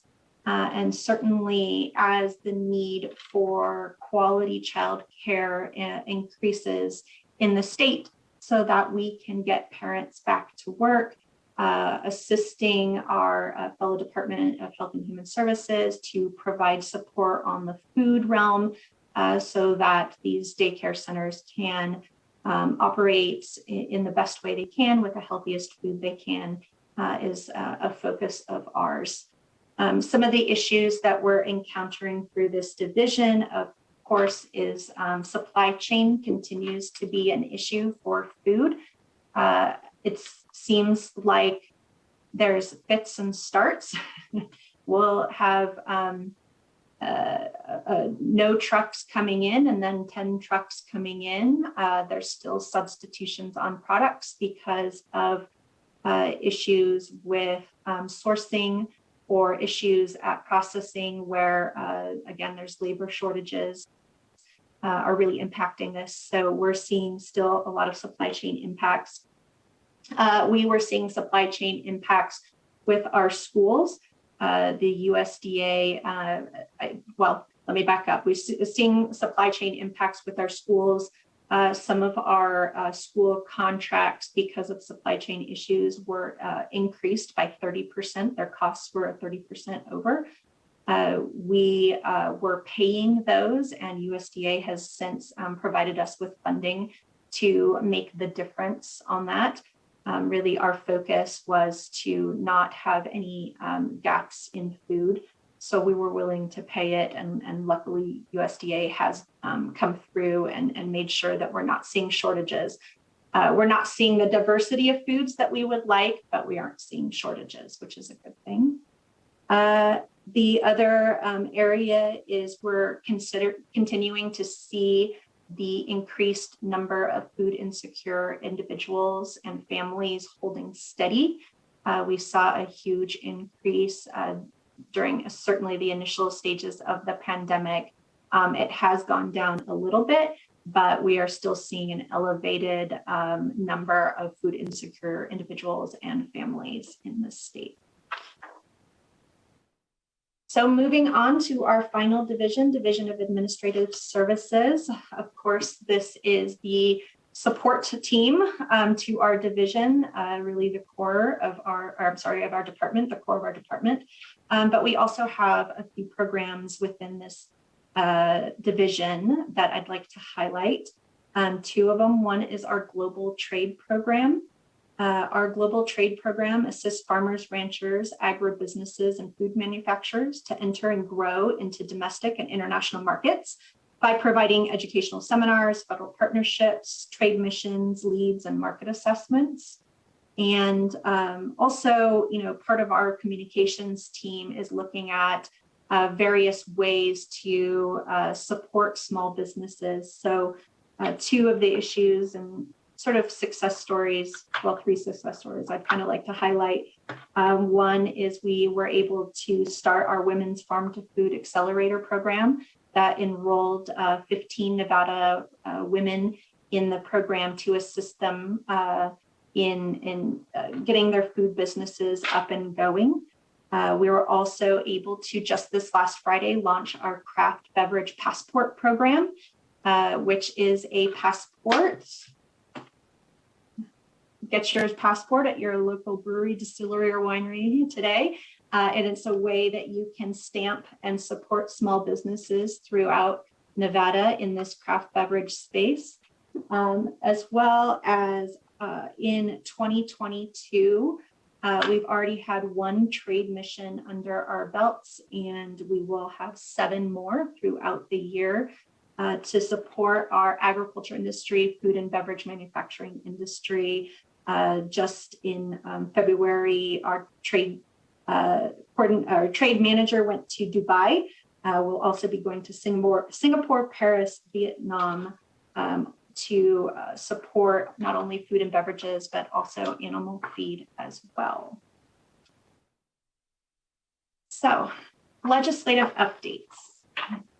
Some of you may remember that we had quite a few bills in front of the legislature this last session, and I'm happy to say that we've had some accomplishments there. I'm not going to read through these. I think that you have the slides, so I'll just go through and provide the updates, and if there's any questions, please let me know. For AB 31, we do have our economic impact survey completed, and a workshop for the implementation of that bill is scheduled for mid-March. On AB 34, our survey was completed, our first workshop was held, and due to the comments that we had in the workshop and the feedback from the industry and the public, we are going to schedule a second workshop on that to receive further public input. Same thing with AB 74. Survey was done, workshop was held, and again, because of feedback and input, we're going to hold a second workshop to make sure that we are all on the same page and making sure we're hearing everybody's feedback to that language. AB 411, the economic impact survey was released. That is closed about a week ago, and the workshop was to be scheduled. That was a little bit behind schedule-wise than we would like to be, but because of some court rulings that were happening in the E15 sector, we were waiting for language on those rulings before moving back to the LCB for final NAC language. E63, I believe, will be up in front of you in the next legislative commission for those members on the commission. The final adoption hearing has been held. SB 65, that is the implementation of our new names, and that has been implemented. We're done with that. SB 370, I'm so excited about this one. So this was the Home Feeds Nevada Agricultural Food Purchase Program that was added under SB 370. Those of you on IFC in December approved a position through the American Rescue Plan Act funds to begin this program. We were able to hire that person within about 2 weeks of receiving approval, and they have been since hard at work in establishing that program. We will request for additional funding for that program and also intend to apply for the USDA Local Food Promotion Program to add additional dollars to that. This is the program that buys Nevada-grown goods and delivers them to food banks for distribution to food insecure populations. So we're really excited that that is moving forward at a good pace. And my final slide here on updates, on legislative updates. SB 404, LCB has reviewed our draft and the economic survey has been released. SB 412, that purchase with those one shot is complete. And we do have that equipment in-house. And SB 454 is implemented. Notice to the ranching industry and the animal industry will be sent out shortly. We had a hiccup in the mailroom last week, but that will be implemented and go into effect as of April 1st. So that is moving along as well.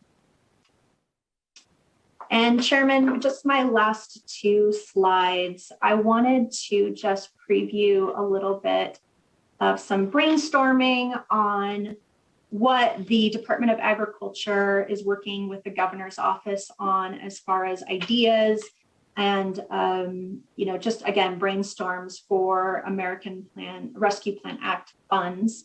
I had mentioned the need for processing in the state of Nevada.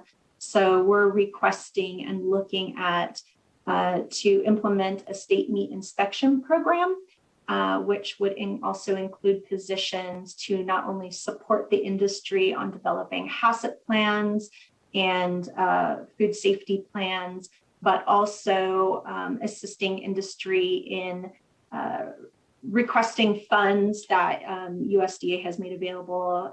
Some of you might have seen that USDA made an announcement just last week of $215 million investment in the meat industry. And so we're hoping to capitalize that on in Nevada and make as most and bring as many of those funds into our state as possible. Rebranding the commodity supplemental food program. We're hoping to rename this the Senior Wellness and Nutrition Program for better adoption around the state. So it's more recognizable and every entity that runs this program can all have the same branding and awareness.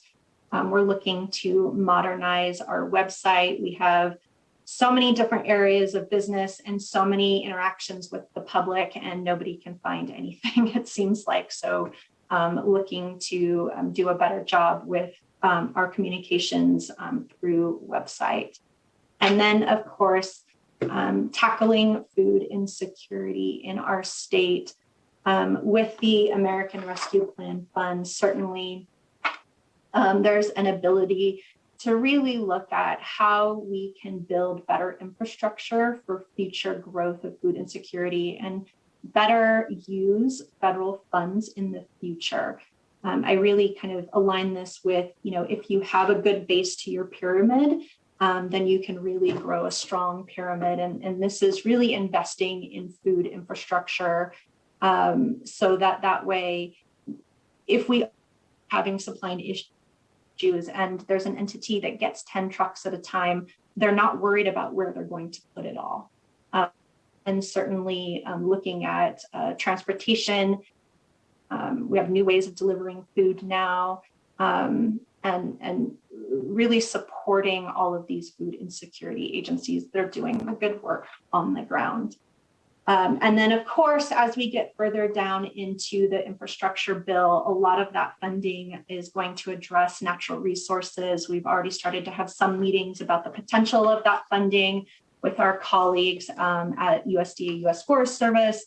BLM is a little bit slower on the transparency on those funds, but we're looking forward to working with both groups to make a big improvements on our public lands this year and coming years. So with that, thank you so much for your time and attention. I appreciate it. Thank you so much for that presentation, Director Ott. We certainly appreciate the updates, and you have quite a bit going on. And so with that, we'll open it up to members for questions. We'll start with Assemblywoman Hanson.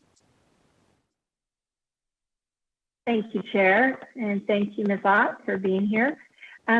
Just two questions. What do you happen to have an idea that you could share with us, maybe on the status of the spread of white top? And then I'm thinking white top's an invasive species, but I've not seen it like on your website. I don't see it listed as that unless it's called something else. So just some edification on that subject for me and others. Is white top an invasive species? And we tend to have a lot of trouble with it here in the Truckee Meadows area along the river. And as I recall, I think the University of Nevada was doing some work on trying to remedy that issue. And then I have one other question. Thank you so much, Jennifer Ott, for the record.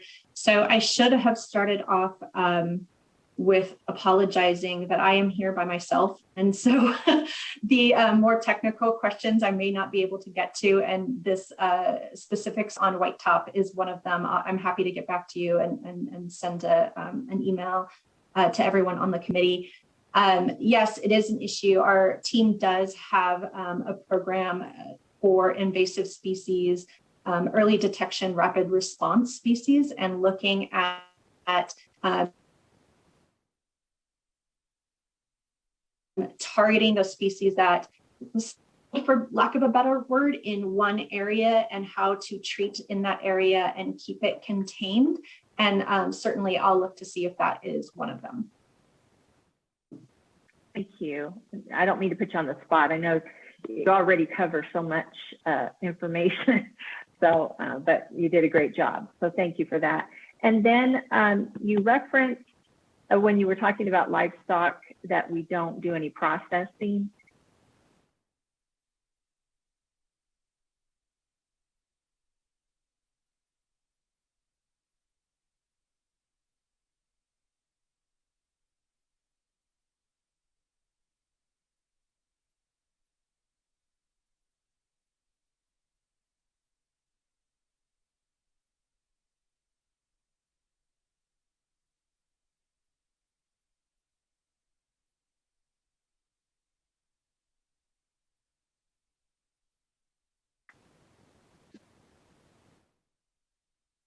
And just so you all know, it's happening about every 30 minutes. So you can kind of watch and you'll know when it's going to go.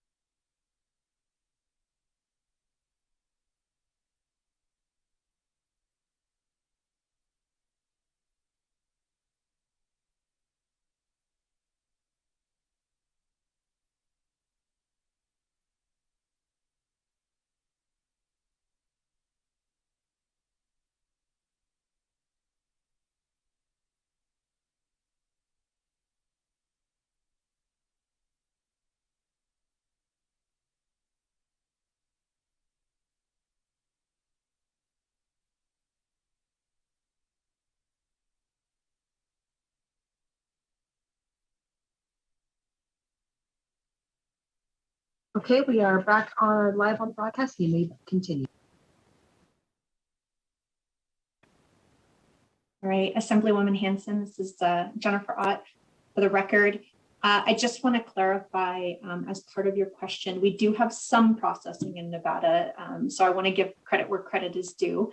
It's limited, but we do have some processing in the state. It is all tied in. Again, going to my point that we have great production in Nevada and we have great market in Nevada, we're just missing that middle piece. The state inspection program that we are requesting and sort of brainstorming about would be a supportive part of that industry. It would allow the Department of Agriculture to create an inspection program to inspect these processing facilities on a state level rather than having USDA inspectors in the facilities. So they would be able to get state inspection, which then allows them to sell beef, pork, what have you, within the state of Nevada, just not across state lines. That way you would need the USDA inspection still. So we're looking at creating that program. Part of that program is also an education piece and a supportive piece for those industries that are looking to support, to start a facility and helping them do that, helping them work through the financing part of it. Of course, we all know that there was, a lot of national attention on processing. And so the USDA has come with funding. And so we want to make sure Nevada gets as much of that as possible. And so that's that supportive piece as well. And also, just continuing to work in this sector so we can, grow this sector and support it as much as we can. Thank you. That helps give me a better understanding. Thanks for being here. Thank you. Okay, next we have Assemblyman Ellison. Thank you, Mr. Chair. Yeah, good presentation you put on. I enjoyed it. One of the questions I do have is have we had any permits lately that you're aware of for maybe new processing plants here in Nevada? Jennifer Ott for the record, permitting as in for new facilities? Right, agriculture for processing plants for beef, poultry.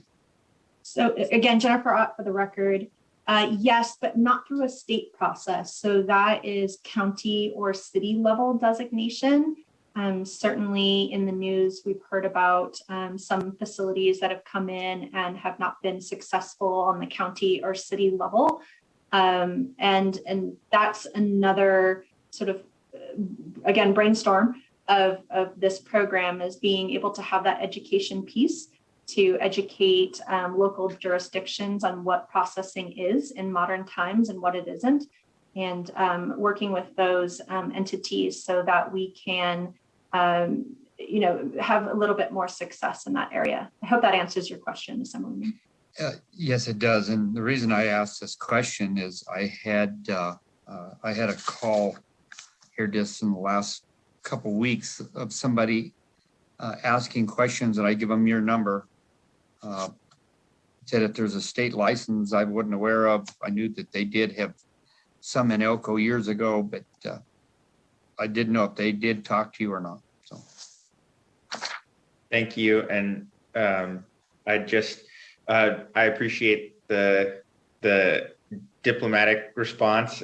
Just to make sure that all members are aware, I did see this in the news as well. There was a proposed processing facility, I believe it was within the jurisdiction of Carson City, that was rejected. And so, I just wanted to make sure that all the members of the public are aware so that you can look at additional information. And I think it's important to understand that in terms of fostering that local supply chain, we both need a local inspection program so that we don't need fully FDA licensed facilities, but then we also need the processing here so that we don't have to move our agricultural products out of state to be processed. And there's a local government component to having that happen. And so just want to make sure everyone's aware of that.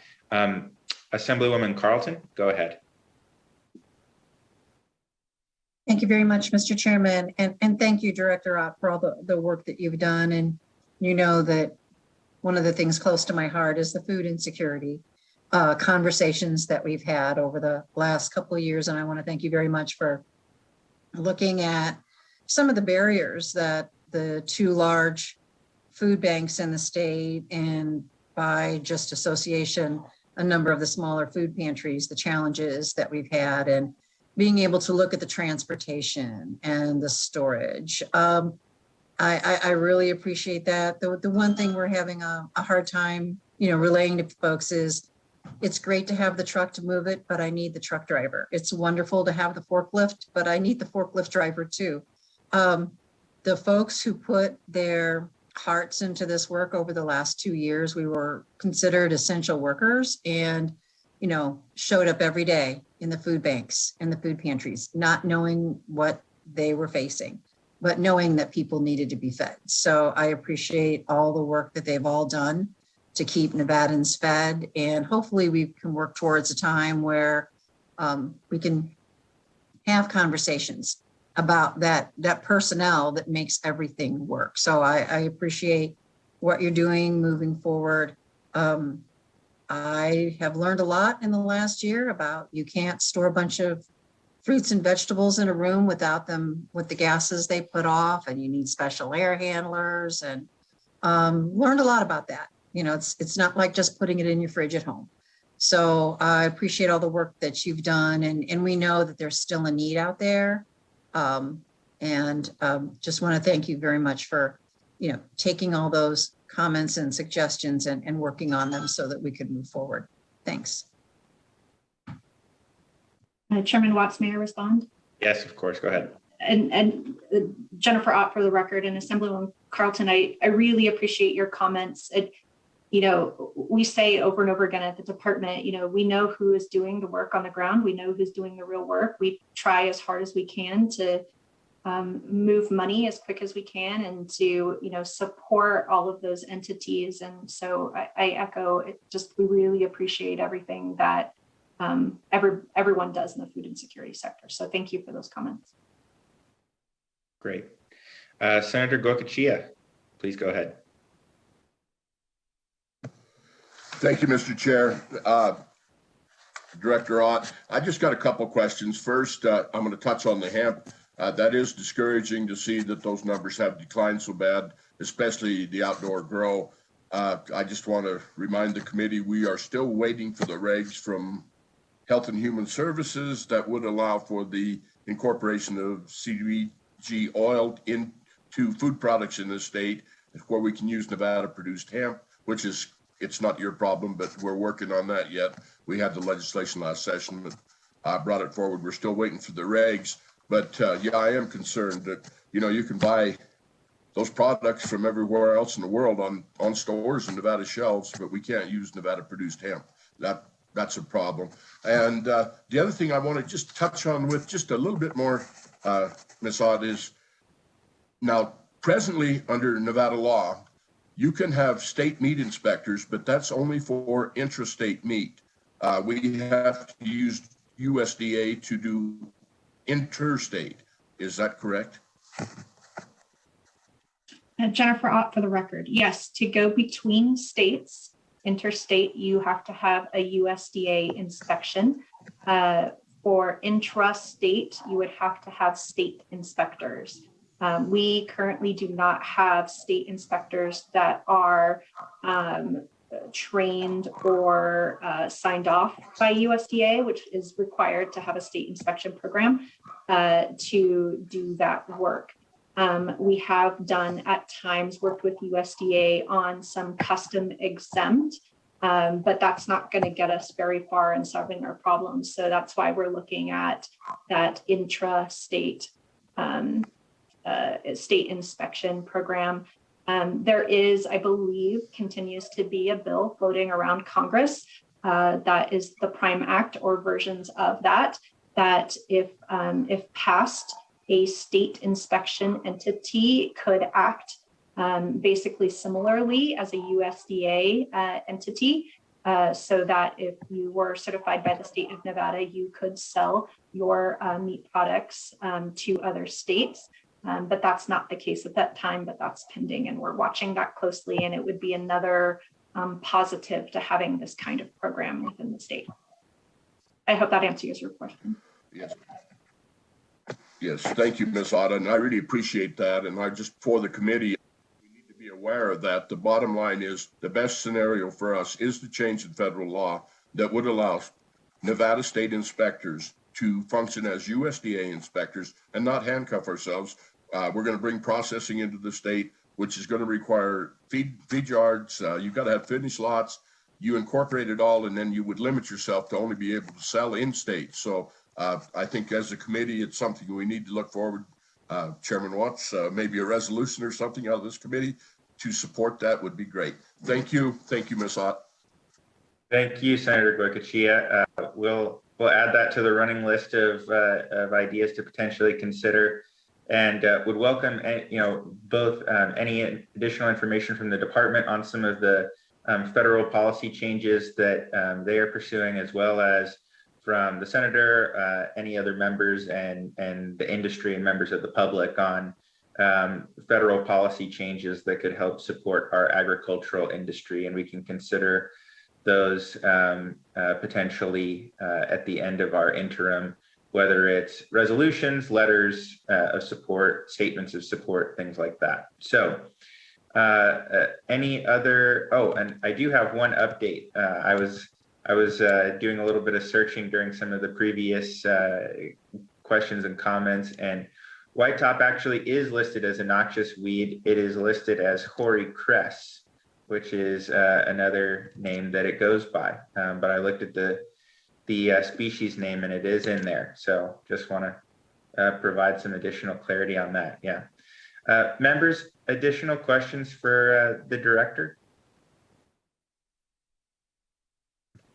Okay, seeing none, I'll give you a minute to think because I have just a couple of things. I think that you know, a lot of things have been covered already that I wanted to address. I guess one of the things that I wanted to ask about hemp, because of the complicated kind of and changing state and federal landscape, I just wanted to circle back around on that and just see if there's any additional information you could provide on, you know, some of the factors related to that. Is it just kind of what the senator mentioned? What are some of the issues that industry in particular is seeing? I know you mentioned just the economics in general, but if you could talk about that, and then also, you know, you mentioned the impact of drought, and I'm wondering, you know, does the hemp industry have access to all of the same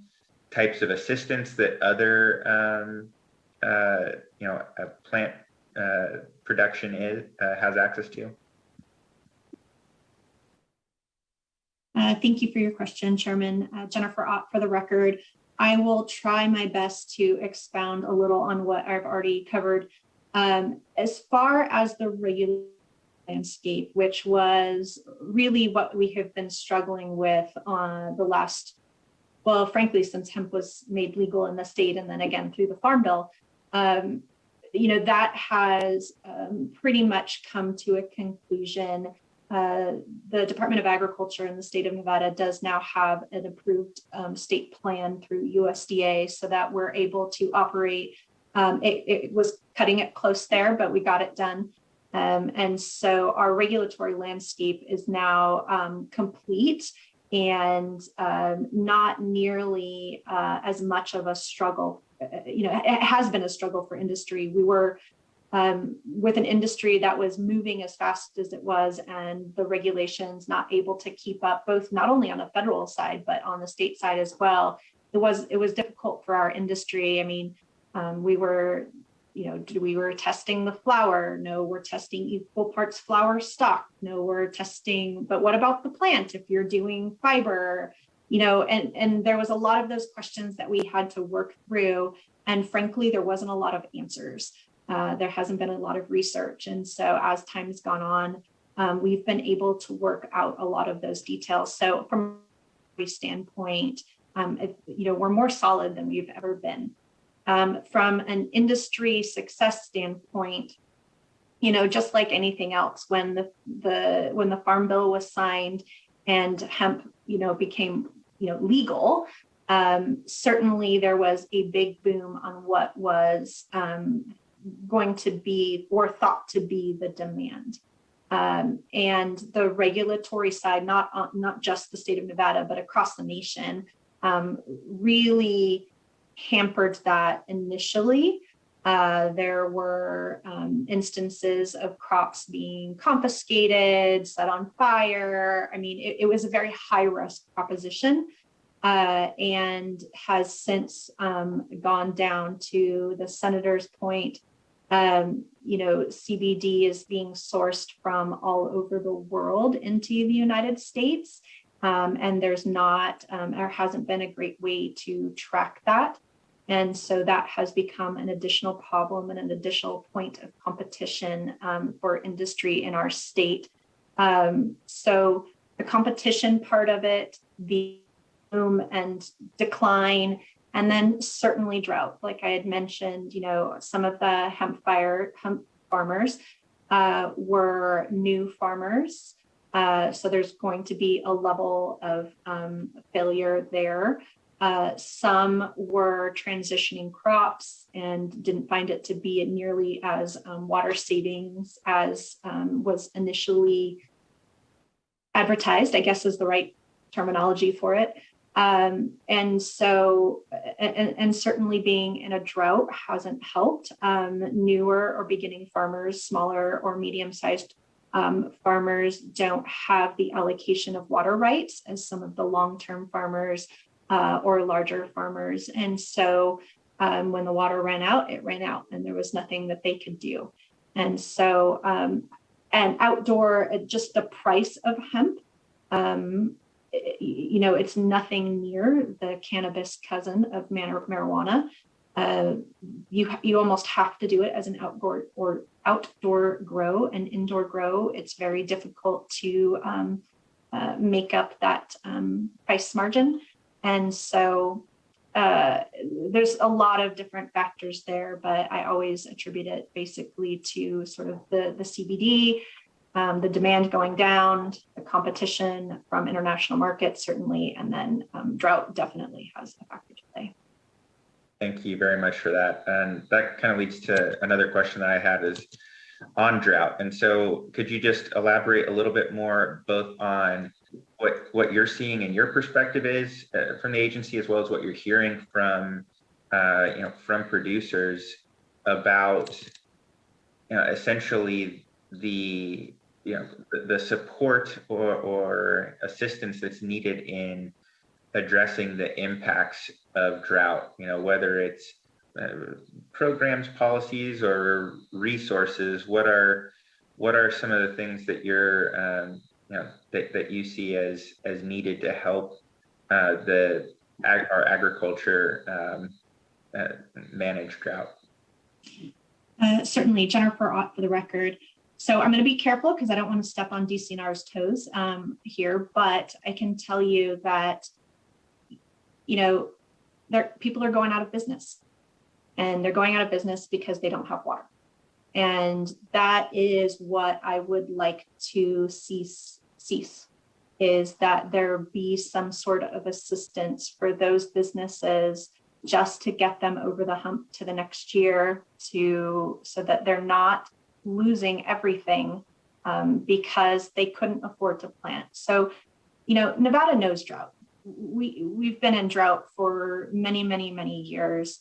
Our ranchers and farmers, a lot of the drought programs and drought assistance have to do with loss. Well, we know drought. And so if we know that your water is getting cut off on July 4th, you're not going to plant. And so there's no loss there.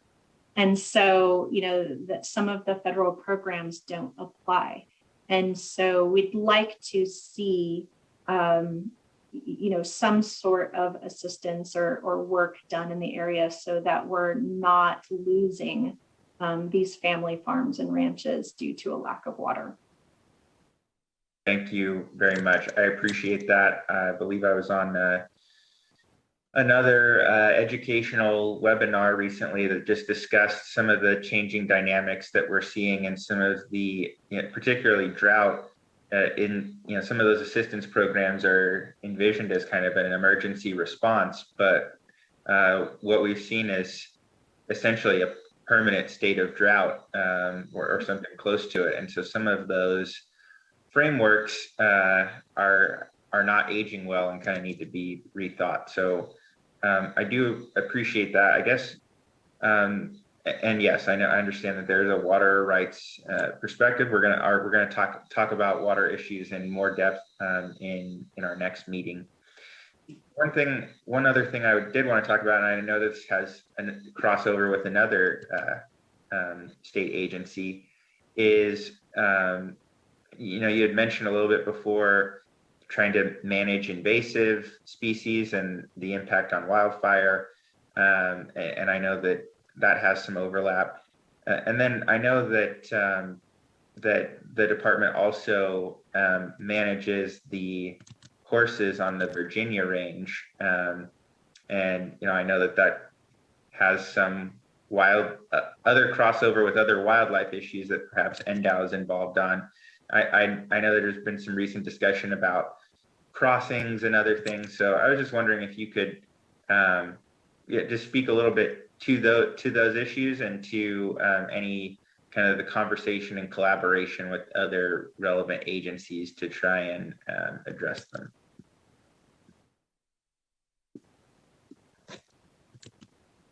My apologies, I was finding my cursor again. Jennifer Ott for the record. So I'm going to take the horse issue first. So yes, we're still having horses, an immense amount of horse issues on the Virginia range.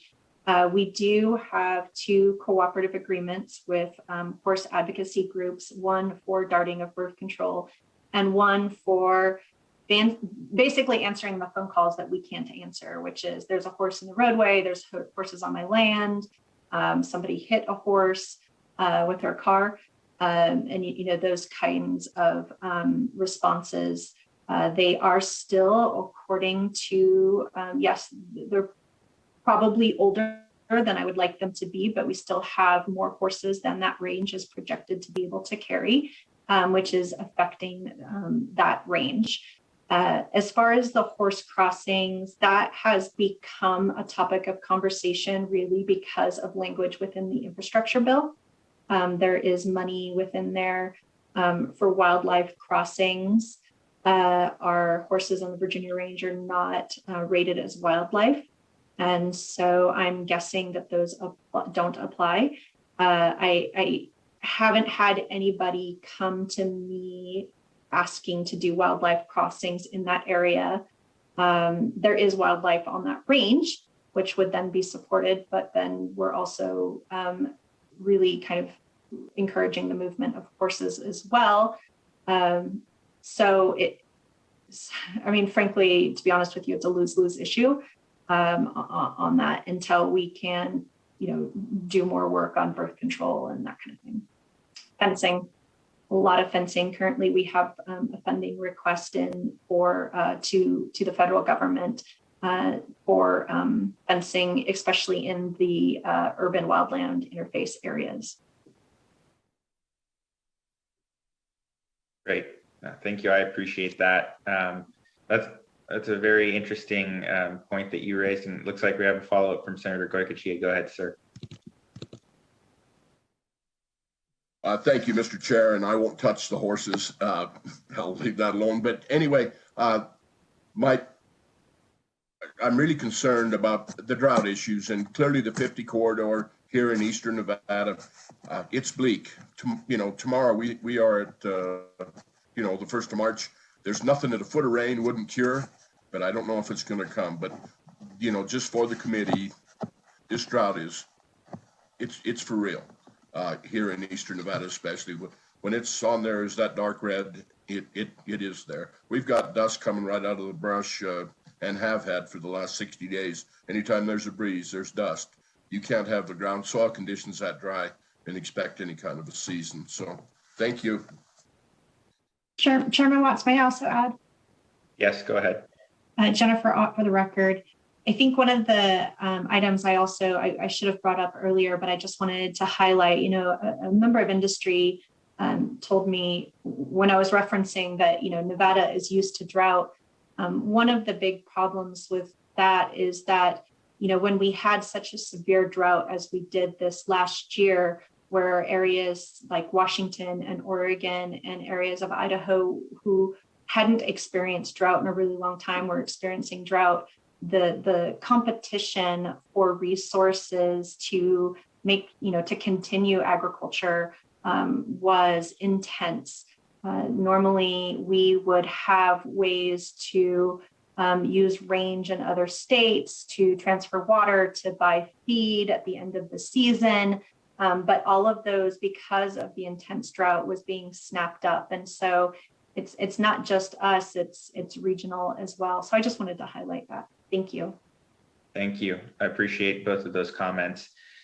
One other thing, and this is a bit of a comment, if you want to respond, you feel free to do so. I know we had discussed at some point the poultry improvement program, which I learned about when working on the cage-free egg legislation.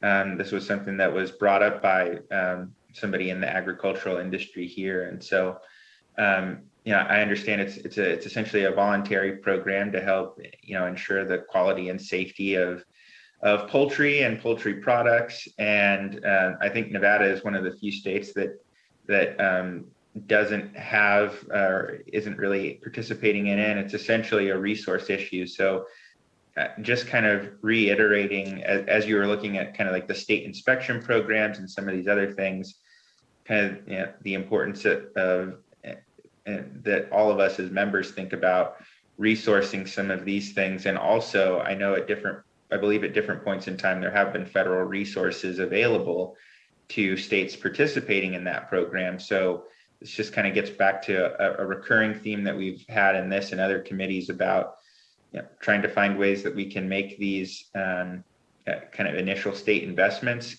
provide the opportunity for us to pull down additional federal resources and support for the industry. So I just wanted to make members aware of that additional issue. And again, if you want to respond, you can, but I just want to kind of put that on the record for other members' awareness. Jennifer Ott, for the record, no response on that, but you had the invasive species question that I think I missed. Oh, yes, go ahead. Would you mind repeating that question? Essentially, could you just touch on that a little bit more? So I know there were a couple of member questions.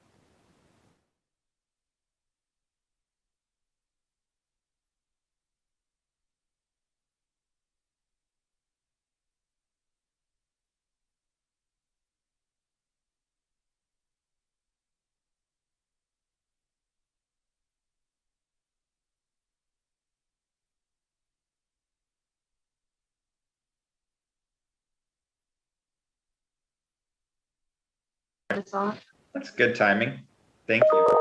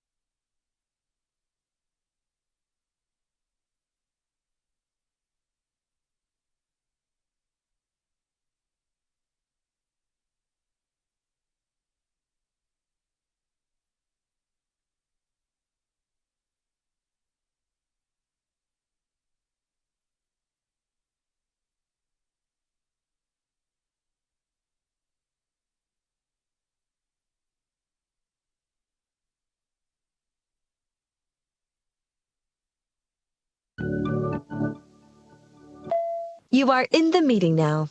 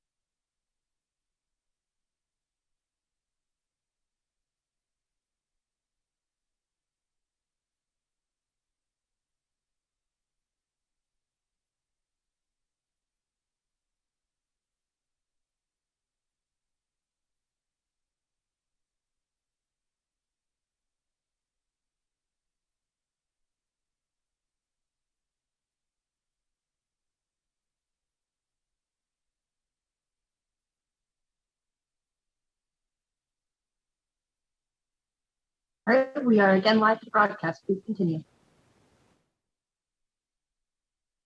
All right, thank you again. Jennifer Ott for the record. To address the questions on invasive species.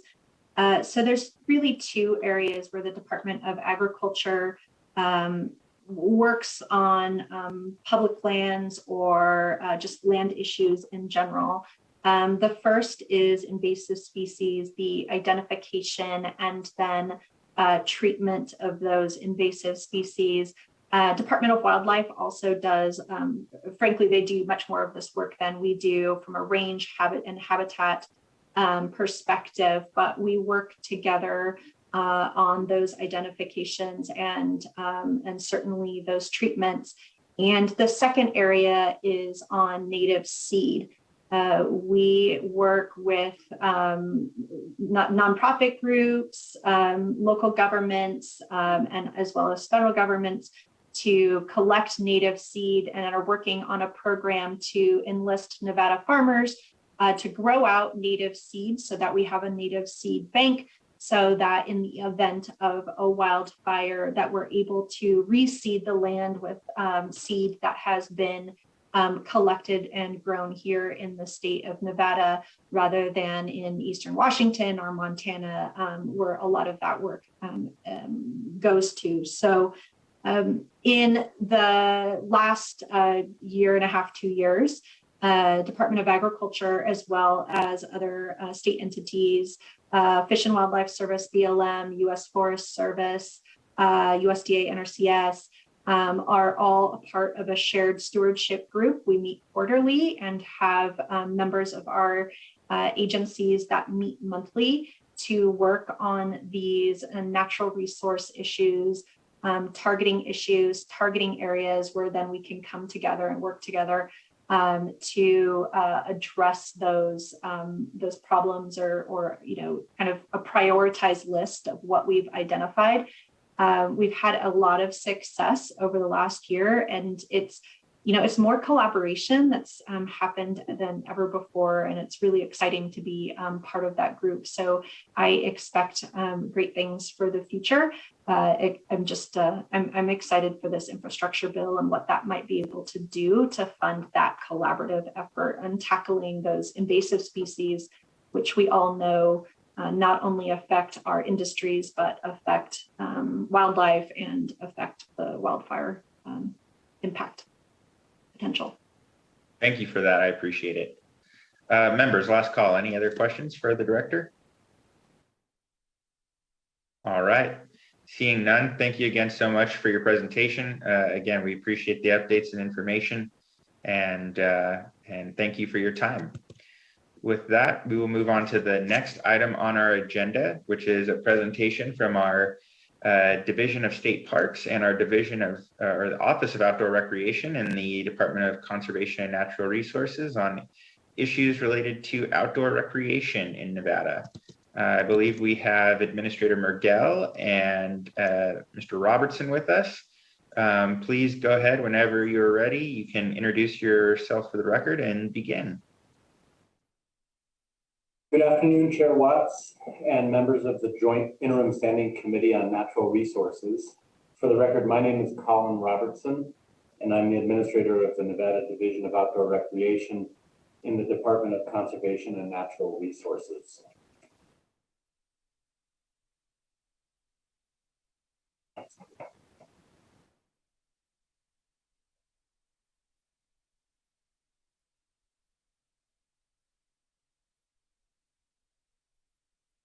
The mission of the division is to promote Nevada's outstanding outdoor recreation opportunities and the conservation of its natural environment, grow Nevada's economy through outdoor recreation, and educate the public about responsible recreation and healthy and active lives enriched by the outdoors.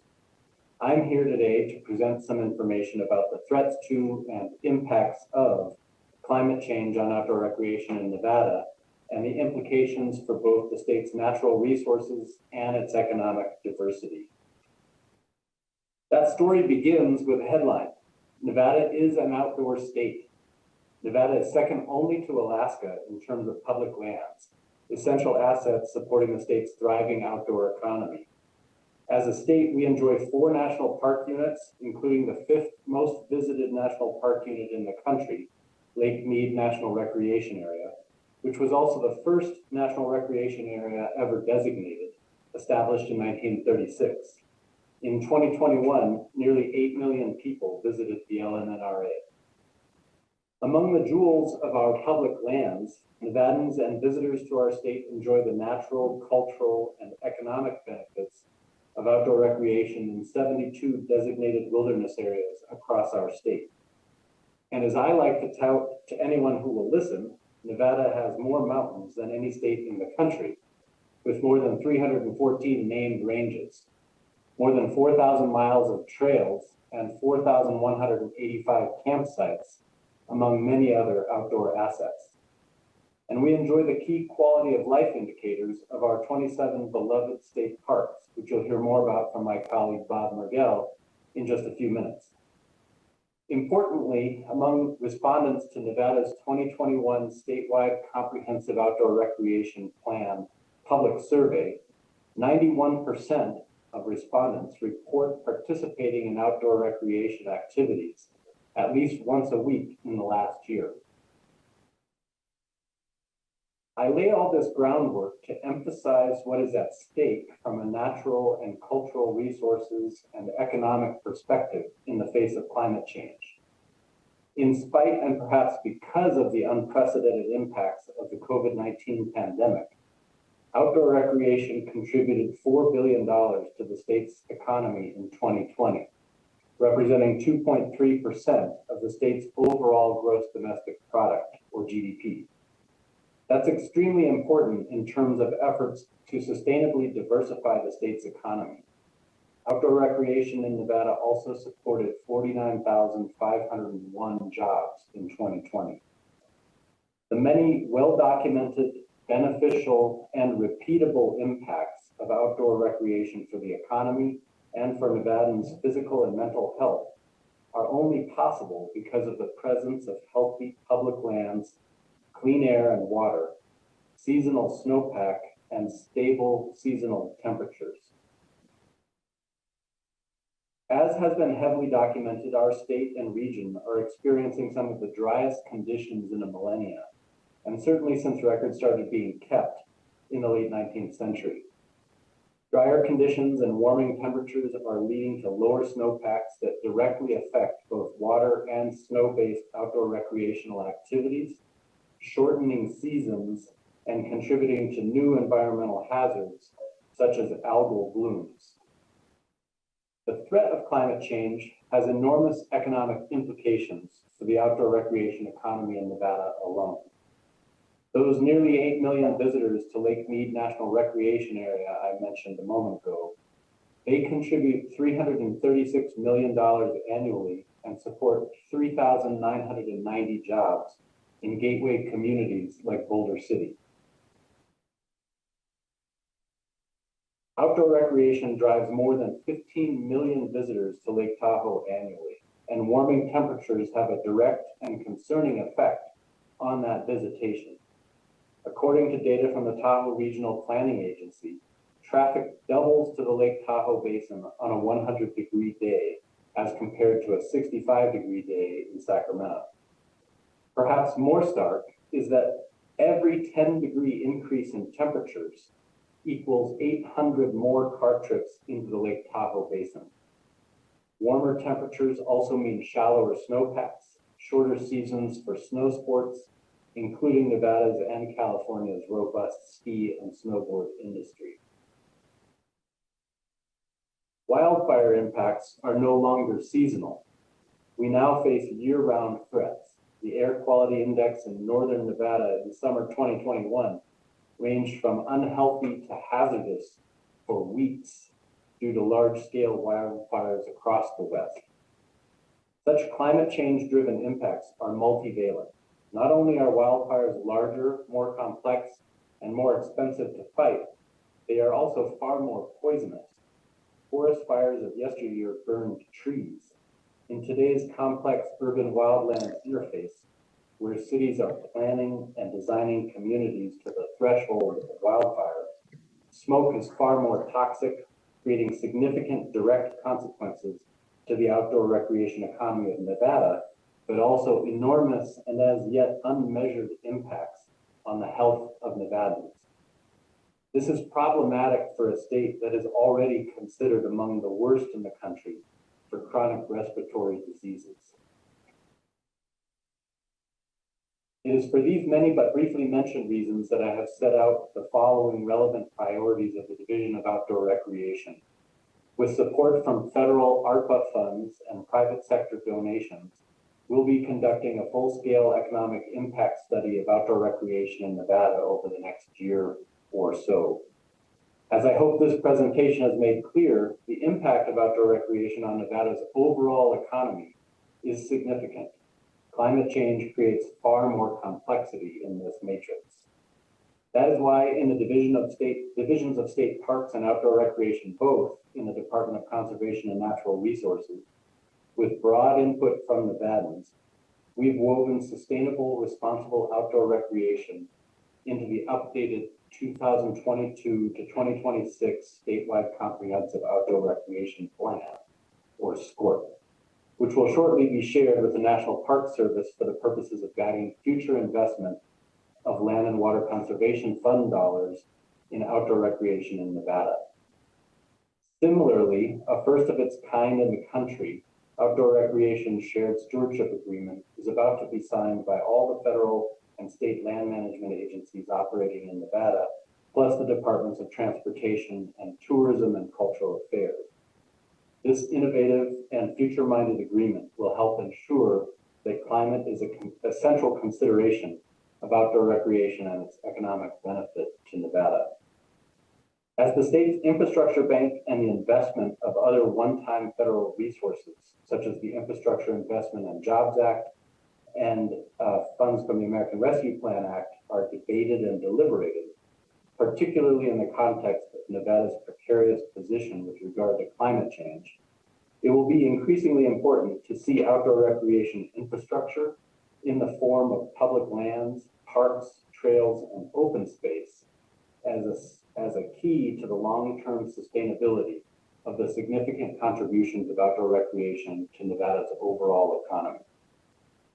Thank you for the time and the opportunity to present here today to the committee and to you, Chair Watts. Thank you very much. And I think it's all right with everyone. I think we'll let Administrator Mergel speak, and then we'll open it up for questions to either presenter. So with that, whenever you're ready, Mr. Mergel, please go ahead and introduce yourself and you can proceed. Perfect. Thank you, Chair Watts. Again, my name is Bob Mergel. I'm the administrator for the Nevada Division of State Parks.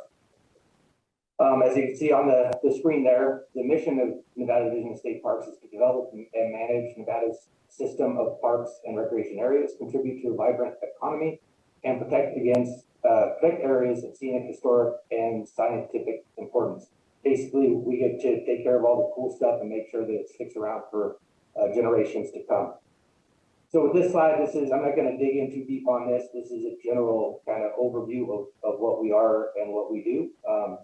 I believe everybody on the committee is seen this particular slide before, but we have 27 parks, 4 regions. We recently started actually managing the Tahoe Basin as its own region. It was kind of unofficially a region, but we now actually have a regional manager there. So it's finally functioning in that capacity. We do interpretive events, and basically our primary goal right there is to provide affordable family recreation. That kind of sums it up. So moving on, this slide just shows, I'm going to kind of dig in a little bit more granularly on the direct impacts of climate change to our state parks and where you can see that. Some places it's hard to see, and as I'll kind of explain, it has varying impacts. It can actually increase visitation and it can decrease visitation. So it's a little all over the place. As you can see though, the overall trend in outdoor recreation is increasing. And that's a nationwide trend, not just here in Nevada. Parks and just outdoor recreation in general are becoming more popular. There's more people going outside. You'll see the drop off there in 2020 and in 2021. That's more COVID related than it is specifically climate related, but there are some impacts that kind of overlap there. So when we dig into specific parks a little bit later on, I'll make that a little bit more clear. But that drop off in 2020 had more to do with parks actually being closed because of COVID and limitations that we put on capacities. So without move on to this. So Lahontan is a park that you can really clearly see the impacts of climate on a park. So Lahontan is a water-based recreation park. So you can see that our visitation out there definitely follows water levels, right? So 2015 was a terrible water year. When there's no water out there, people just aren't going to go out there and recreate. So this visitation trends is very atypical, of course, of all of, when you compare it to all of our other parks. But it's super clear the impacts of drought, if you will, when you look at a place like Lahontan. The reservoir holds water, so up until the irrigation season starts, you can depend on a certain amount of water, so we'll get some visitation early on. But if there's not enough water to last throughout the course of the summer, as that water is being used for irrigation purposes, then recreation really drops off. The next part we'll look at is Sand Harbor, another kind of water-based recreation area. And this one, you can see impacts from a variety of things. Sand Harbor has kind of been one of those parks that the shoulder seasons kind of drive visitation. So during the summer months at Sand Harbor, full is full. You can only fit so many people into Sand Harbor. So when the gates close, the gates close. And we stay pretty much full from May through September. But once you get into those shoulder seasons, if there's a heavy snow year, then visitation kind of drops off because people can't get into the park, or the activities that are there are more limited because of the snowfall. But if it's really beautiful fall and spring days, then people will go there, and that kind of expands our busy season up there. So the shoulder seasons kind of drive visitation to Santa Harbor to a large degree. This shows, though, a pretty significant or very direct impact to visitation with things such as catastrophic wildfire. So August, this shows just visitation for the months of August. And as you can see, in 2021, when we had to close Sand Harbor because of the smoke, that's a very significant drop in visitation. Our visitation would have been trending up. 2020 took a hit again because of COVID. But even with that, comparing the visitation when we had the basin full of smoke and having to actually close the park, that slide shows the direct impact of wildfires and catastrophic wildfires on park visitation. So the next couple of slides are going to show parks that are a little bit less affected by climate change. Parks like Cathedral Gorge, there's no water-based recreation there. People just go there to just do your more typical camping, outdoor recreation types of activities. I actually was going to use this slide to show the impacts of severe flooding issues, because Cathedral Gorge has been impacted by catastrophic floods. The problem is our staff are, whichever one's appropriate, really good at what they do. So we were able to get in and rescue people that were like trapped in the campground, get them out, go back in and clean up all of the damage that was done while we had to have the campground closed, and have that back open within a week. So it didn't impact our visitation as much as I was hoping it would show on this slide here. But I will show you that is one of our challenges towards the end of this presentation. We have the staff that we have are great, but there's not enough of them, and the equipment that they have is getting older, and so are the facilities. But anyway, this shows that some of our parks don't have a real direct correlation, their visitation doesn't, to climate. And it just kind of shows that upward trend of visitation in outdoor recreation over the years. Our Valley of Fire is similar. People just love to go there. So the visitation drop off here is again 100% because of COVID, the COVID pandemic. That's in 2020. We were forced to close Valley of Fire for 3 months during its busiest part of the season. And obviously that just devastated our visitation at that park. And what hasn't come back yet at Valley of Fire, the typical day user visitation and the campers have all come back, but the international travel has not. So that we would have exceeded and probably hit the 1 million visitor target if it wasn't for the impacts of COVID, because our day use numbers are pretty much the same, but we're not getting the international tour buses that we used to get. And so that's tens of thousands of people, if not hundreds of thousands of people that we're not getting anymore with the current kind of state of international travel. So with that, this is just kind of shows the challenges that the division is facing right now. Like I said, with the impacts that the climate change is having is expanding those shoulder seasons. So we used to be able to staff around about a 3 to 3.5, 4 month busy season, and now our busy season is almost non-existent in certain parks. Parks like Valley of Fire just stay busy all year round. Parks up at Lake Tahoe are finding themselves in that same boat, that they need staffing levels year round because it's no longer just a seasonal opportunity for people up there. They find ways to get outside and recreate year round.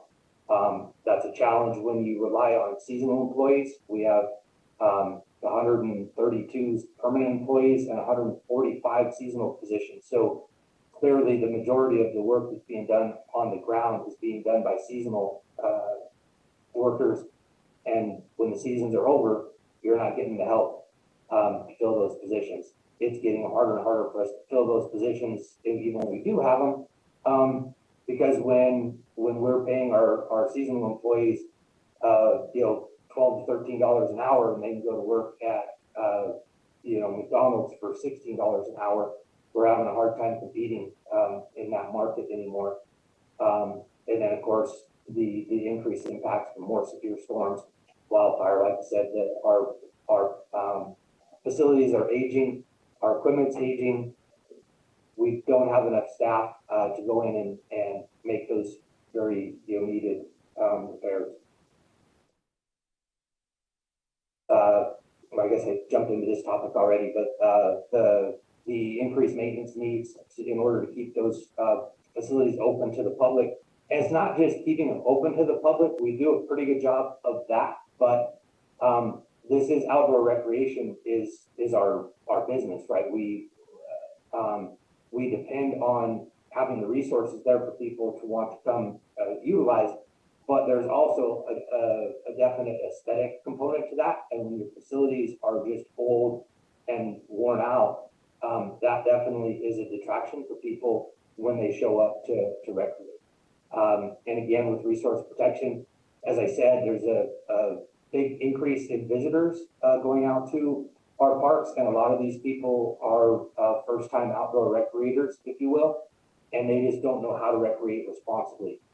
We don't have a lot of park interpreters to get that message out to people, so we want to make a concerted effort to get that message out to people, start going to schools and teaching kids how to go out and recreate. So when they're out there, maybe they can help their parents to know how to do that, responsibly.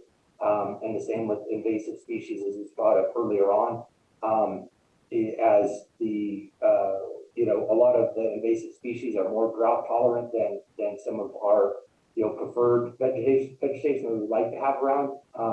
And we don't have people that are specific to doing kind of that invasive species control other than at a couple of locations. So we really need to make a more conscious effort to focus on invasive species control. Some of the opportunities available to us, as I believe some of you are aware and was brought up earlier, under the whole bond program, the Conserve Nevada is a huge opportunity for state parks. We do have $30 million in authority. We utilized $5 million of that, so we're still at 25 remaining. The problem is $25 million doesn't go that far when you start looking at, you know, if the visitor center needs to be replaced, there's $20 million right there. So it seems like a lot of money, and we're grateful to have it, but it doesn't go as far as we might hope. The CIP program also assists with infrastructure repair. We do have several CIP projects going on right now that Public Works is kind of spearheading for us. We were able to get those projects funded because we're able to use some land and water conservation fund money to kind of make that money go further. Any bond money that we do get, we try to couple with land and water conservation fund money in order to get the most out of that money. We try to double our money basically on every project.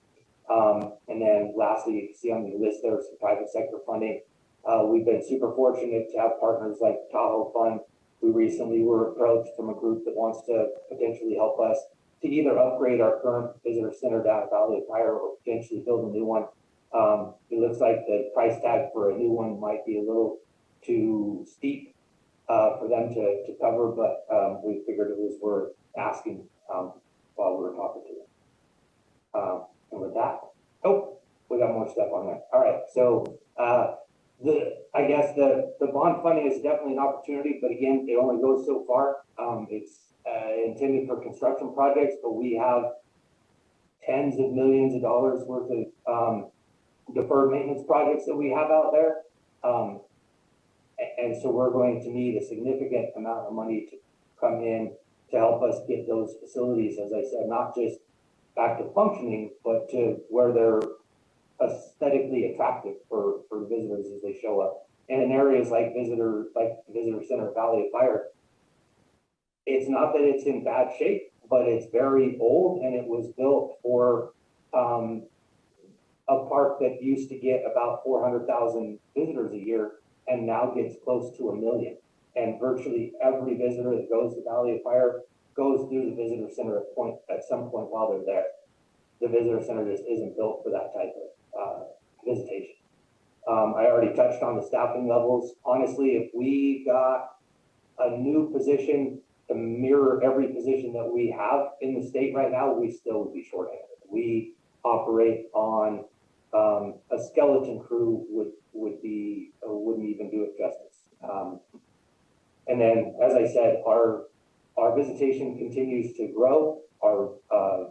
Our busy season continues to expand, but our operating budget stays the same. So we're trying to clean bathrooms and drive around the park to make sure that we're taking care of people and watching people's public safety. But fuel prices have gone through the roof. So in order for us to do that, that means there's a million other things that we can't do because we're putting fuel in the vehicles, and our fuel budget is what it was 6, 7, 8 years ago. So it's not all doom and gloom. We're doing a good job. I think that generally speaking, our visitors are very happy, and but we would like to do a lot more for them than what we're able to do right now. So with that, happy to answer any questions that you guys might have. So thank you for the time. Thank you very much to both of you for the presentations. Very much appreciate it, and appreciate all the hard work that you're doing.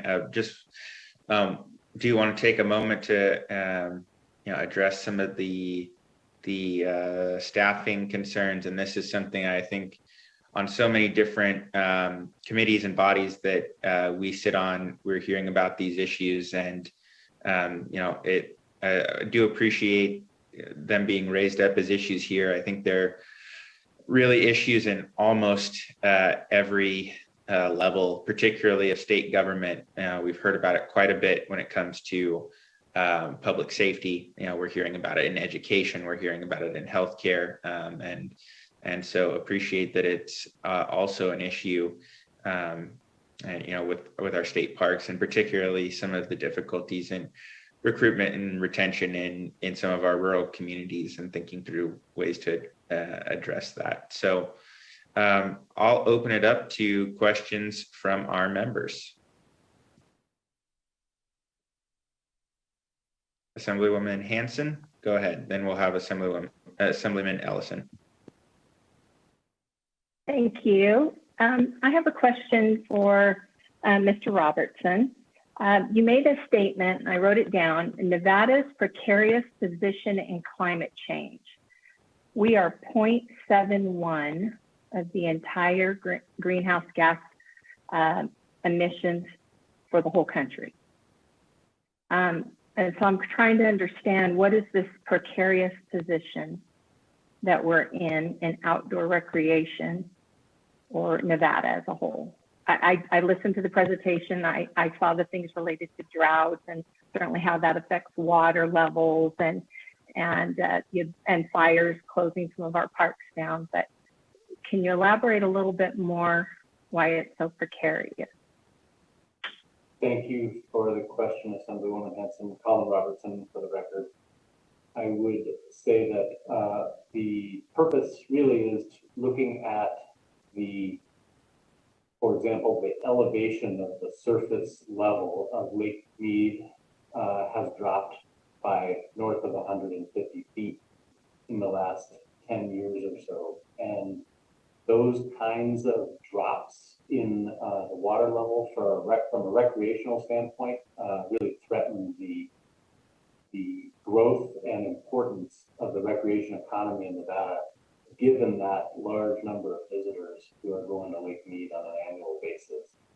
So I think the precariousness comes in that those places are contributing enormously to the diversification of Nevada's overall economy through outdoor recreation, and that becomes threatened when water levels like at Lake Mead are dropping so precipitously.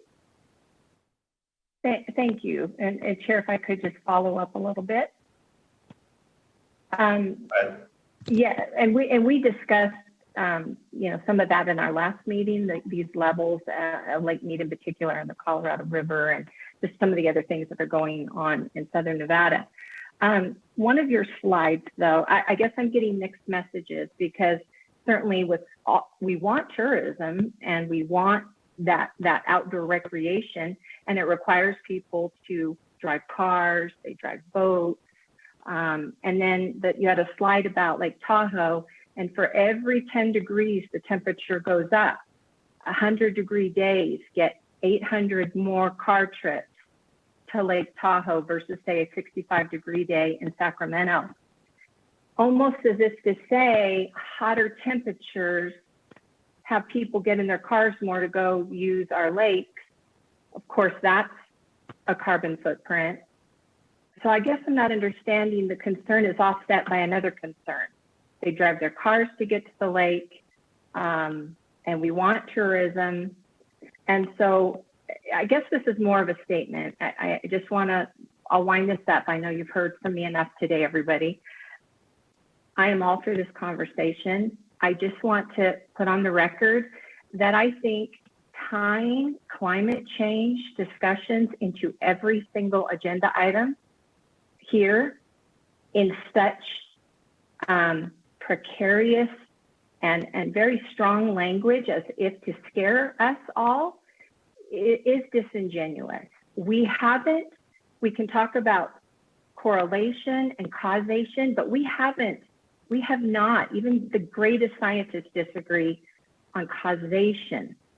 So I appreciate we need to have the discussion, but I do think it's disingenuous to try to make claims, and not just in this presentation, that somehow the science says we are in a precarious climate culture right now in the state of Nevada with 0.71% of carbon emissions or greenhouse gases, and yet almost 30% is happening in China, and maybe that's responsible for hurricanes and droughts. We haven't figured that out, but if it is, and that's what some scientists say, we're just not going after the head of the problem. So anyway, thank you for letting me have this moment. I appreciate your time and energy you put into your presentation. I just have to get on the record that I think we need to be careful that we not make pronouncements that have not been proven. So thank you very much. Thank you for that, Assemblywoman Hanson. And I also just want to make the record extremely clear on this, because this is the second meeting that this has come up. And so I want to say this once again, and hopefully for the last time. This committee is looking at the impacts that we're seeing of a changing climate. And the data that we're seeing shows that we're seeing changes. I mentioned this again earlier. Yes, the modeling varies, and we cannot attribute a specific wildfire, a specific flood, a specific impact directly to the changing climate. However, I do want to be extremely clear that the level of scientific agreement that, again, that certain chemicals cause warming in our climate, that humans are emitting and are a factor in increasing those emissions, it's pretty universal. So when we talk about the impacts, and again, what we're seeing is that historically we're seeing a lot more recently disruption, and so whether it's directly human caused, a heat wave, a drought, a wildfire, or not. I think the scientific consensus is pretty clear that we're having some form of impact. I think it's important that we recognize that humans have had a dramatic impact across the face of the earth, and so we see these impacts coming. And again, this committee's jurisdiction is not dealing with emissions. What we're dealing with is the fact that we're seeing an increase in the incidence and severity of drought, of wildfire, of extreme heat, and that those are, and we're hearing this not only again from the public perspective, but you heard earlier, even from the private sector, they're seeing these trends, and we need to look at them very carefully and figure out what we can do to think about them, to plan for them, and to have responses in place that make sure that our outdoor recreation industry, our agricultural industry, and our communities that are dependent on these natural resources are in a position to continue to survive and thrive moving forward. And that's really what we're trying to look at in this committee. And I think, again, this particular presentation is looking at, as you said, it's a complex issue.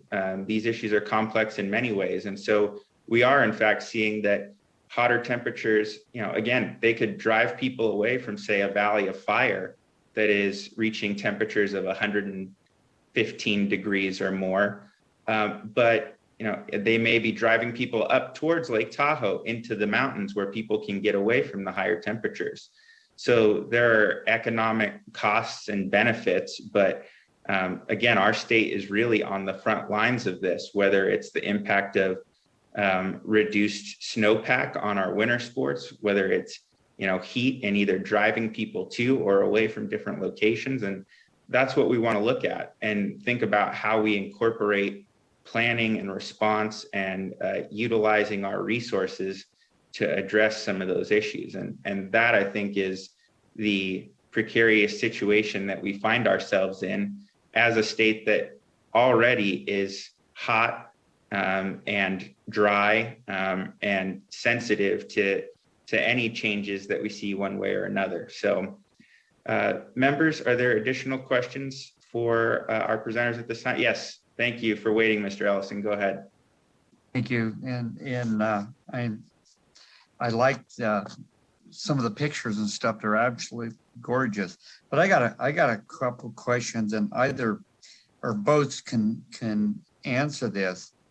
You know, I'm looking at here and the request that you've got in here, or not a request, but you talk about lack of funding and lack of finding employment. We're all dying there. We can't get people to work.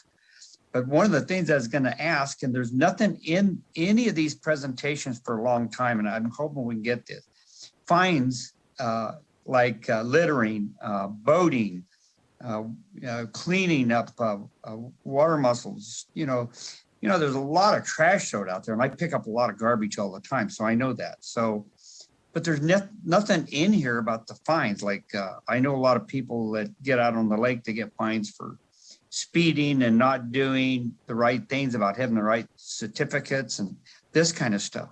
But you know, there's got to be a lot of money collected on these fines, and maybe you guys can hit me on that. Thank you for the question, Mr. Ellison. Bob Margell, Administrator of Visitor State Parks for the record. The fines that we when we write a citation, the money that's collected from that does not go to the state. It goes to the county where the citation is written. I believe most of that money ends up going to education. So, but none of that revenue actually in any way makes its way back to us. And frankly, as somebody that's written citations to people for 20-something years, I prefer it that way, because when they say that I'm only writing them the ticket because the park needs money, I like to be able to tell them in complete honesty that the state does not see a penny of that money. So it's beneficial to us in that regard to not have the money come back to us in any way. But the flip side of it is we get none of that money. So it really isn't beneficial to us in any way. So hopefully that answers the question. Follow up, Mr. Chair. Go ahead. I thought that just like the Highway Patrol, they get a percentage of tickets, and it also a portion goes back to the county, what they're at. But I thought also the same thing happens with when you do a citation, a portion of that goes back to the county that it originates in, but I thought a portion of that goes back to the state. Is that not true? Again, Bob Muriel, for the record, that is not true with citations that we write. Okay. That's good to know. Thank you. Thank you. Members, additional questions?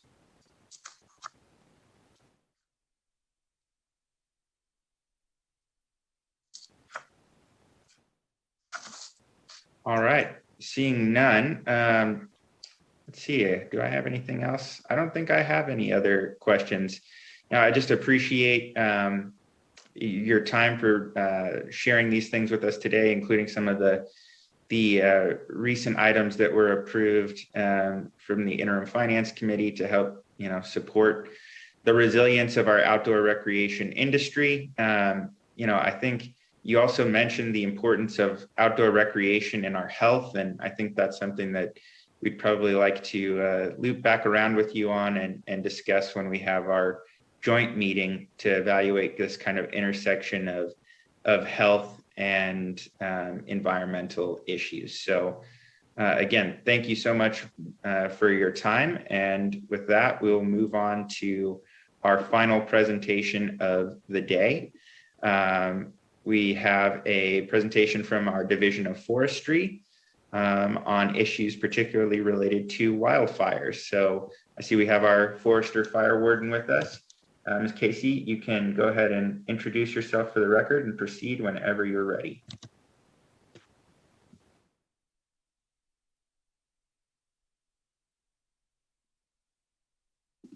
Technical difficulties. Good afternoon, Chair, members of the committee. For the record, Casey, State Forester Fire Warden for the Nevada Division of Forestry. Appreciate being here today to talk about the effects we've been seeing in wildfire over the last 20 years. See if I can get these slides to advance.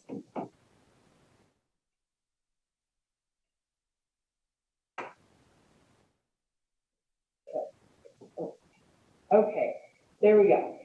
So as has been talked about already today, as we start to see increased temperatures across the United States, we see this altering ecosystem structure and function, most notably by altered disturbance regimes, talking about increased wildfire quantities, frequencies, intensities, increased mortality from insects and disease, increased duration and frequency of drought, kind of coupled with these years where we get excessive amounts of water, and then decreased snowpack where we're seeing more rain than snow over the winter months.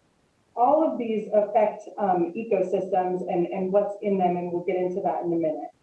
The West has borne the brunt of the wildfire crisis across the United States, though I don't want to take away from the South and the Northeastern states, as they have had an increase in fire also. When we talk about the Camp Fire, the Caldor Fire, the Dixie Fire, they call them mega fires, they call them gigafires. In-state examples, the South Sugarloaf and the Martin Fire, huge fires for us.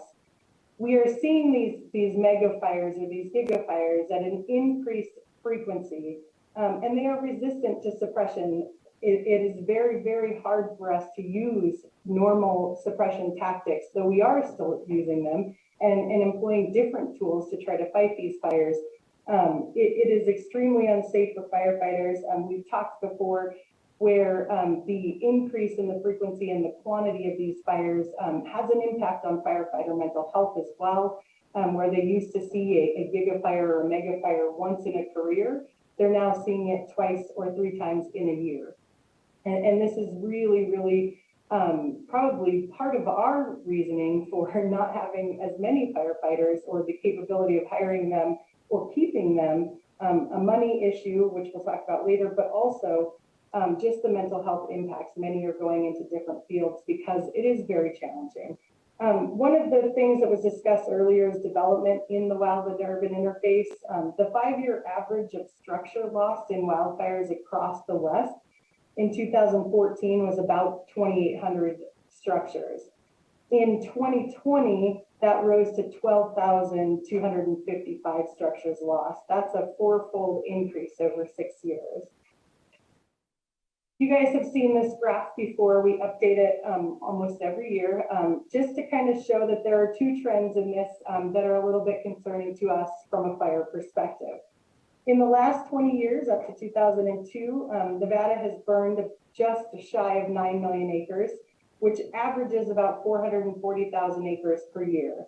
In the previous 20-year average, we burnt over 5 million acres, and we were averaging about 264,000 acres. What you see here, so we have the Humboldt River overlay. This is actually indicative of most of our waterways across the U.S. or across Nevada, sorry.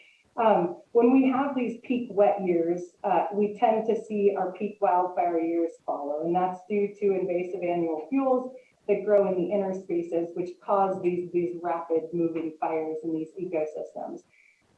What you saw in those previous 20 years is 1999 is still the highest recorded year of acres burned in the state of Nevada, just shy of 1.8 million acres. We've repeated over 1 million acres 7 times in the last 20 years.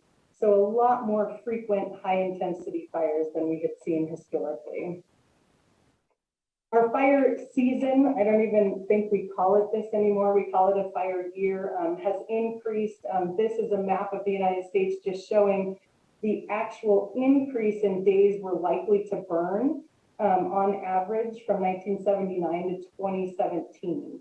And so we've seen an increase across most of Nevada of up to 20 days for each decade over the last 4 decades. So where we used to hire a seasonal workforce that came on for 5 months at max, we're now needing them year round. This year alone, we're already at, I don't remember, I'll get to that in a minute, but 11 fires, 142 acres. We've seen them all the way from the northern part of the state down to the southern part of the state. Even with the recent snow, we're still seeing fire starts. One of the other impacts we are seeing is a change in species cover and diversity over time. This isn't shocking to anyone. This is a photo on the left of Hyco. It's a Logan City, a mining a mining camp northwest of Tycho. The first picture on the left was taken in 1871. The second picture was taken just last year of the same area. And so what you see is where it used to be a black brush dominated site with Wyoming big sage and scattered juniper and pinyon. So we were probably a phase 1 pinyon juniper at that time. We're now at phase 3 pinyon juniper with very little understory remaining under most of that. This causes higher intensity fires in these ecosystems when they do get started. We're seeing increase in insect and disease kill because these trees are stressed due to lack of water. They're all fighting for the same resources. So you see these impacts grow greater and greater in these ecosystems. I'm not going to go over all the numbers, but you have them should you wish to know all of the bugs that are affecting our trees in the state. But what we are seeing generally, we fly the state, the federal and state agencies fly many of our forested areas every year. COVID kind of put a damper on it, so we didn't have numbers from 2020. But what we are seeing generally is that we have an increase in insect and disease kill across the state.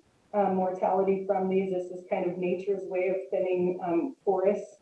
However, we are not yet seeing levels of epidemic proportion in any of our ecosystems. We're still waiting to see if these increased trends will get to epidemic proportions in the future. Our wildfire statistics across the state, we focus primarily on the human-caused starts, as we're starting to see a whole lot more human-caused starts. Here they are for the last since 2012. What we're seeing on a 5-year average is that human-caused starts are about 57% of the overall starts. That's across all jurisdictions and all reportable fires, not just state-reported fires. And then 48% of the acreage. Human-caused ignitions can be started from a multitude of things. Obviously, if it's natural caused fire, it's lightning, usually in the state of Nevada. Earthquakes can start fires, other such activities. But human-caused ignitions come in many forms. I put some of the highest frequency ones you're seeing here: target shooting, fireworks, illegal campfires or campfires that haven't been properly put out, cigarettes out the window, debris burning, arson, and then equipment sparks. Every year we are looking at what is the cause of these. We, the collective state, federal, local government, we're looking at what's causing these fires, and we send out an interagency fire prevention team across the state to try to target the message. For example, target shooting is a big cause of fires, particularly in southern Nevada early in the last couple of years. We sent the team down there to try to get these prevention messages on radio, on print, in TV, wherever we could get it, trying to educate the public who may not be aware of, these ecosystems that we have and how you might be able to target shoot in an area in a drought year where we don't have those grasses in the interspace, but you can't do the same activity in a wet year when we did have a lot of rain or moisture in the spring, causing those annual grasses to grow. What are we doing to adapt to the changing wildfire situation across the West? There's a lot that we're doing. When we're looking at, I'm sure you've heard all of us speak to increasing the pace and scale of active management across the highest priority areas. Jennifer Ott spoke earlier to our shared stewardship agreement. This really is looking at across state, federal, local government, private partnerships. How do we take our limited resources and funding and place them in the highest priority areas where we're going to have success in changing that ecosystem and reducing the risk of fire in those ecosystems? So since we have the shared stewardship agreement in place, we have had an annual increase over the last 2 years of 47% treated acres in the state of Nevada. That's 47% average each year since it started. So we are making an effort to try to get more done out there and really focus our efforts in the highest priority areas where we're going to see fire come through. One of the things we have to recognize is, as land managers, we're looking at, historically, we were looking at how to take these ecosystems back to what it was 100 years ago. Now we're looking at what is this going to look like 100 years from now. We can't do the same treatment we might have done 20 years ago. So we have to look forward. We've got invasives that come in directly following. We've got other issues. So we have to start looking at what in this hotter, warmer climate, how can we have an impact in these ecosystems? Just for an exciting piece of news, in 2021, we treated more acres than we burned in the state of Nevada. We got lucky, I'm going to knock on some wood. It was a drought year. We didn't have a huge fire season in the state of Nevada, like unfortunately California did. But we have been greatly increasing that treatment together, state, federal, local government, private industry. We've really been increasing our efforts.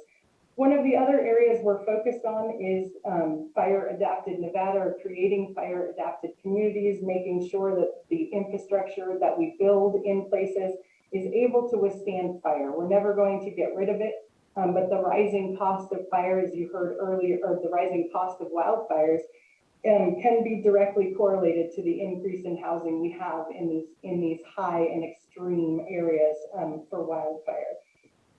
So one of the things we need to look at is building codes, making sure that we're adopting and putting in place the wildland-urban interface building code standards for wildfire. And that is done at the county level. The state also has adopted the WUI code, but minus the building section. And I think one of the things that's critically important is educating homeowners on what they can and shouldn't be doing and can be doing to safely protect their homes, but then also looking at developments before they go in. It is much easier for us to treat the forest or the rangeland prior to homes or somebody's favorite tree being in place than afterward, obviously. One of the things we are always looking at as an industry is, how do we expand all the tools in the toolbox? We're looking at different and more effective ways to fight wildland fire. We're looking at different and effective ways to treat these landscapes. We need all of those tools in the toolbox. We look at things like prescribed fire. It's very critical in some of these ecosystems that we're dependent upon fire to recreate and to sustain an understory that could carry fire through it, that we mimic fire's natural role and put fire back on these landscapes. So there's a lot we can do, and all of those tools need to be in the toolbox. We have the state of Nevada Division of Forestry, working with all of our partners, federal, state, local government, has come up with a plan, a forest action plan that we have on our website. It's available to everyone. And we do have a climate section on how can we impact climate change in these environments. One of the juxtapositions of forestry work is, you're trying to thin a forest and you're also trying to keep carbon. We're trying to make sure that forests can be both sinks and sucks. I don't know if that's the right word, but because you've got these large mega fires that are taking out large amounts of trees, usually replaced by something that's flashier and burns more often. So these are just some of the things that we're doing to try to mitigate climate change in our environments. We need to maximize sustainable carbon volumes in ecosystems. This really means active management of our ecosystems, making sure that we're thinning forests to where it can withstand fire coming through, that we're rehabilitating and restoring as often and as quickly as we can to try to get ahead of annual invasive species. We're trying to make sure that we are keeping erosion control at bay. What tends to follow large fires, obviously in the state, is large rain events that then bring double damage to homeowners who have already been impacted by either having to evacuate or through loss of their home. We are trying to reduce greenhouse gas emissions from catastrophic wildfires and land management activities. So everything that we're looking at, obviously catastrophic fire has a huge impact on these emissions. Nevada was a great example. Last year, we had many days, weeks, more than we had ever seen, of air quality that was exceeding standards, and it was unsafe to go outside. So that actually caused our fire season to be a little bit less, but it didn't help for wanting to go outside or have outdoor recreation. So when we do these large scale forest treatments or range treatments, we're really looking to try to reduce the loss and the catastrophic nature of wildfires in those ecosystems. And this is a change we've had to do over time too, from a science perspective, is looking at how wide does our fuel break have to be? How large is the area which we need to treat in order to slow most fires that are going to come through this ecosystem? One of the other things we are doing in the state is facilitating programs for the utilization of biomass. I don't think it will surprise anyone to know that we don't have very many of those across the state of Nevada. And that's one of our biggest challenges as land managers, is what do we do with all of this green waste that is coming off of these projects? And so an example is the 1 megawatt biomass facility here in Carson City. Though it's small, all of these small pieces put together actually make a big difference in being able to take that, say, the trees out of the Tahoe Basin and utilize them to sequester carbon. But you need mills, you need biochar facilities. We can use them for making building materials. There's a lot that we can do. We don't have a lot of timber in the state of Nevada that's sold and makes money as timber. So we are still looking at what do you do in pinyon juniper forests to utilize that biomass in a way that also produces green energy. And then one of the things we always have to do in all of our line of work is support research and make sure that we are providing education to the public, to other land managers, to everyone on what are the best treatments that we can do, and how do we match our treatments to the current trends in the environment. One of the things that we look at, the interim study concerning wildfires in the 2019 biennium. One of the things we're always looking at is to make sure that policy is current and that the things that we can do are not hindered by our own policies and procedures. So the interim study actually came out with quite a few things, some of which you heard today. So I'm going to hit on those. The AB 85 was an expansion of noxious weeds that historically where this is actually under the Department of Ag's jurisdiction, but where things like cheatgrass that had become well established in areas already were not able to be managed by a state quarantine officer. This does allow that designation, and it also allows us to designate noxious weeds in specific locations rather than across the entire state. The AB 86 authorized local government to recover wildfire suppression costs. The state had that authority already in statute, but local government did not. So if a fire is negligently caused, there can be some ability to try to recoup costs from the person who caused it. AB 84, I skipped that one, sorry, was to increase the ability for the state forester to enter into public-private partnerships, specifically to reduce catastrophic wildfires in Nevada. AB 100 made a multitude of changes.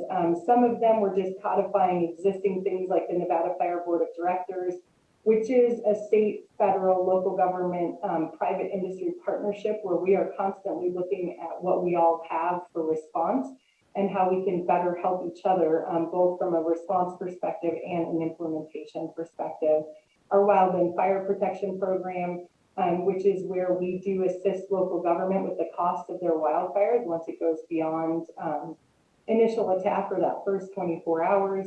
But in return, we actually try to buy down our risk by doing more work in their jurisdictions that will actually directly affect how fire goes in and hopefully reduces the cost of wildfires in those areas over time. And it codifies shared stewardship practices, making sure that we are all working together. Our land ownership is such a checkerboard of state, federal, local government, private, that the way that the state is built up requires us to work very closely together.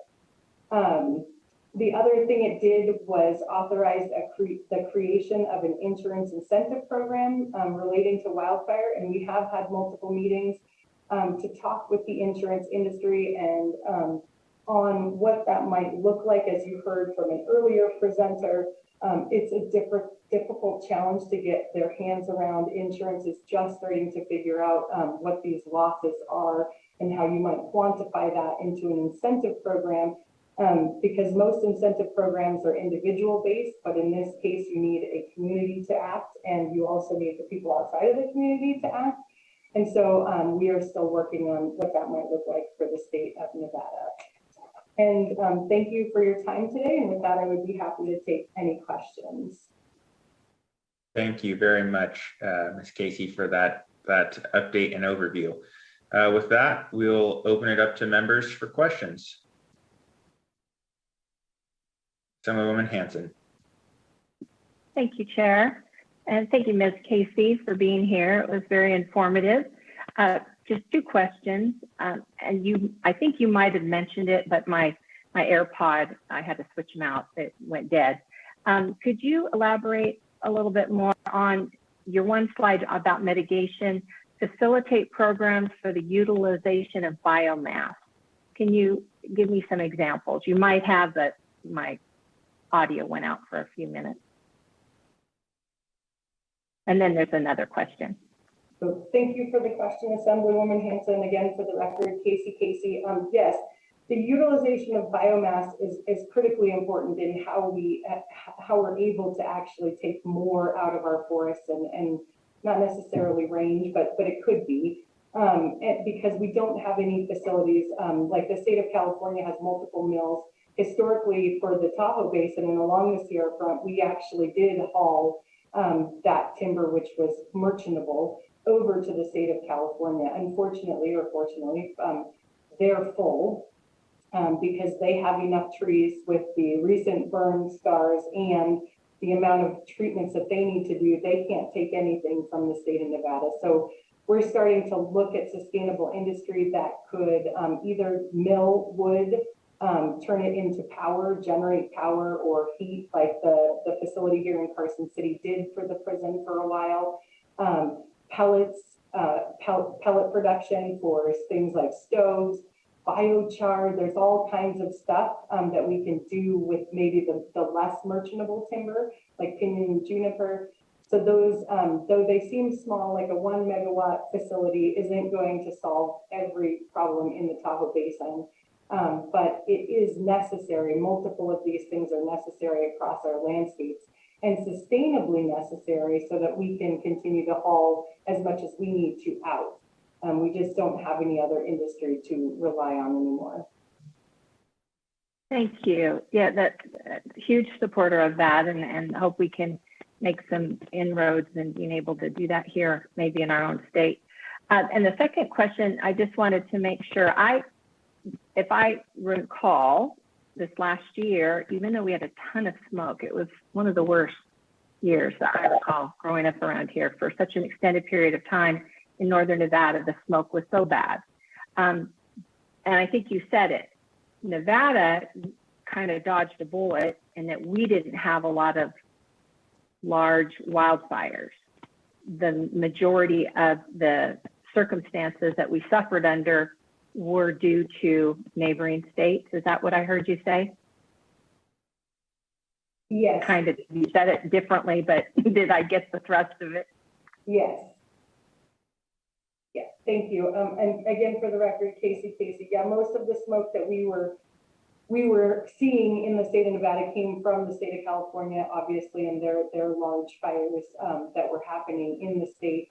So it was, I guess, maybe fortunate or unfortunate for us because some of that smoke impact kind of cooled us down a little bit too and helped us not to have such a fire season. Though we had, when we look at predictions every year, the National Interagency Fire Center pulls predictions of what fires are going to look like based on fuels and climate and air conditions, air quality, heat, all of those things.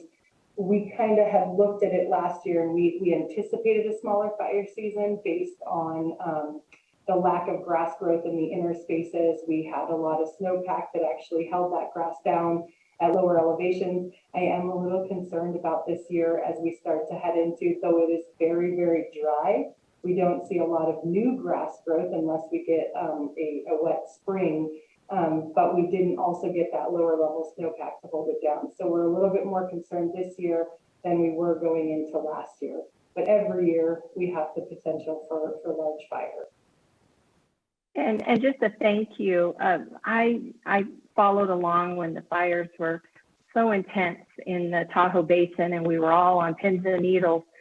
And I think there were some videos that you guys had online showing the ways that on the Nevada side that you were, had worked in the forest, and it showed kind of a contrast of how some of the fire spread could be stalled with some of the methods that you're practicing here in the state of Nevada. So I thought it was a really good education campaign, and appreciate the hard work that you do, in the forest space. Thank you so much. Thank you. Additional questions? Senator Goycochea, go ahead. Thank you, Mr. Chair, and more of a comment. Again, thank you, Casey, for for your presentation. And clearly, if it doesn't change, we won't have much of a fire season this year. There's nothing out there to burn other than some dry strands of sagebrush. It is going to be bad. I guess I'm still concerned about, it's all about initial attack. Even any small fires in Nevada, we've got to get on them quickly. I know the Ely Honor Camp is still closed. I understand they're going to put a 2-man crew in place of that 10-man crew there now. That is concerning for us in Eastern Nevada. I'm sorry, I said 2-man crew, but it's 2 crews in place of the 10. Thank you, Senator Goycochea, again for the record, Casey. Yes, we are always concerned about initial attack and how we're going to get there quickly. We've beefed up local government assets. I think we've talked before this committee or various members, our partnership with NV Energy.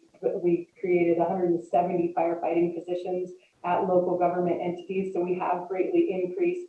Unfortunately, at the same time, the state or the Nevada Division of Forestry saw a decrease in our camp crews across the state, actually, due to inmate numbers, COVID, all of that. I was actually happy to say that we got a couple 20 back in Ely. This was a big win for DOC and NDF. Actually today, they are going back in. So we will have a fire crew running out of Ely again. We have other fire crews across the state that will be providing that. But we are also looking at other assets. Right now, currently, a super contract is flying a call when needed super contract at the state level. We're also looking at flying a seat contract at the state level.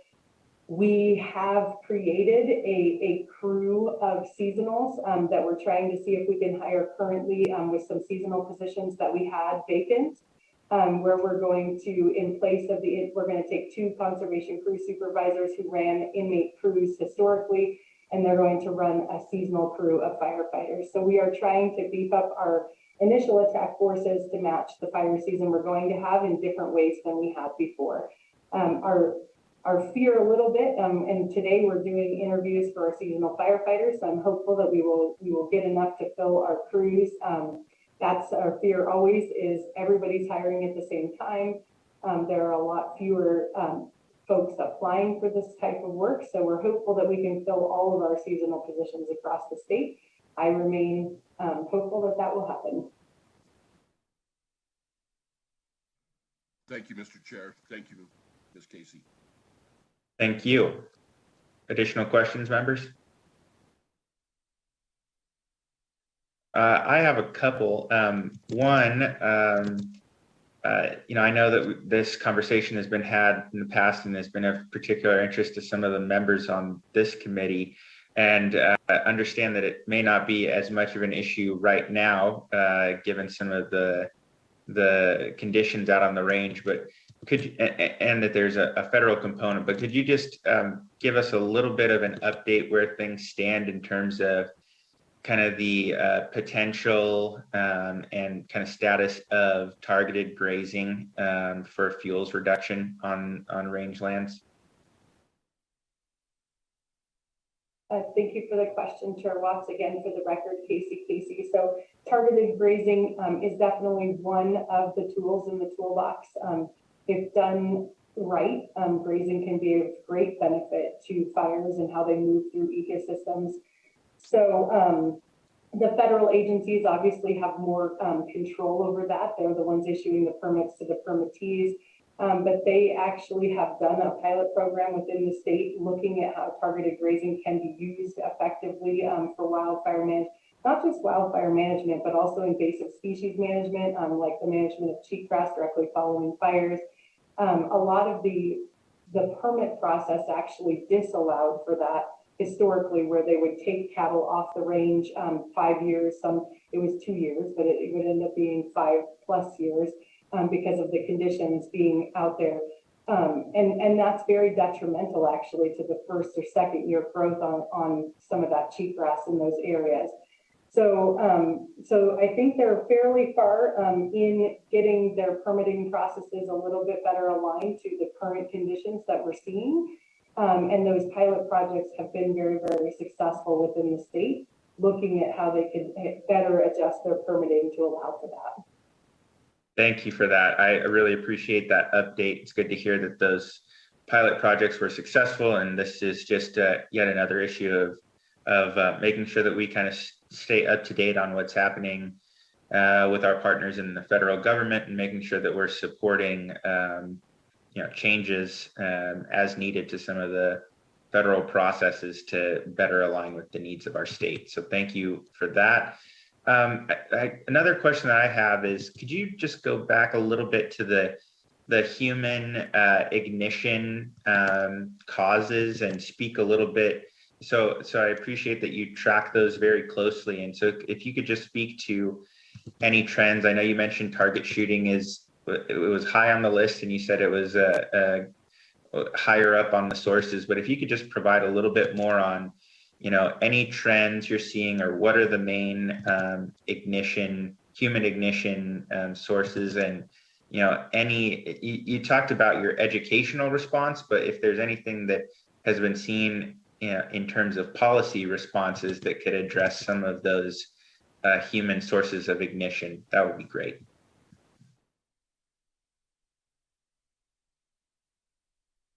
Thank you for the question, Chair Watts. Again, for the record, Casey, I'm challenged over here again technologically. So yeah, for human-caused ignitions, the trends that we're seeing is definitely an increase both in starts and in acres burned by human-caused ignitions.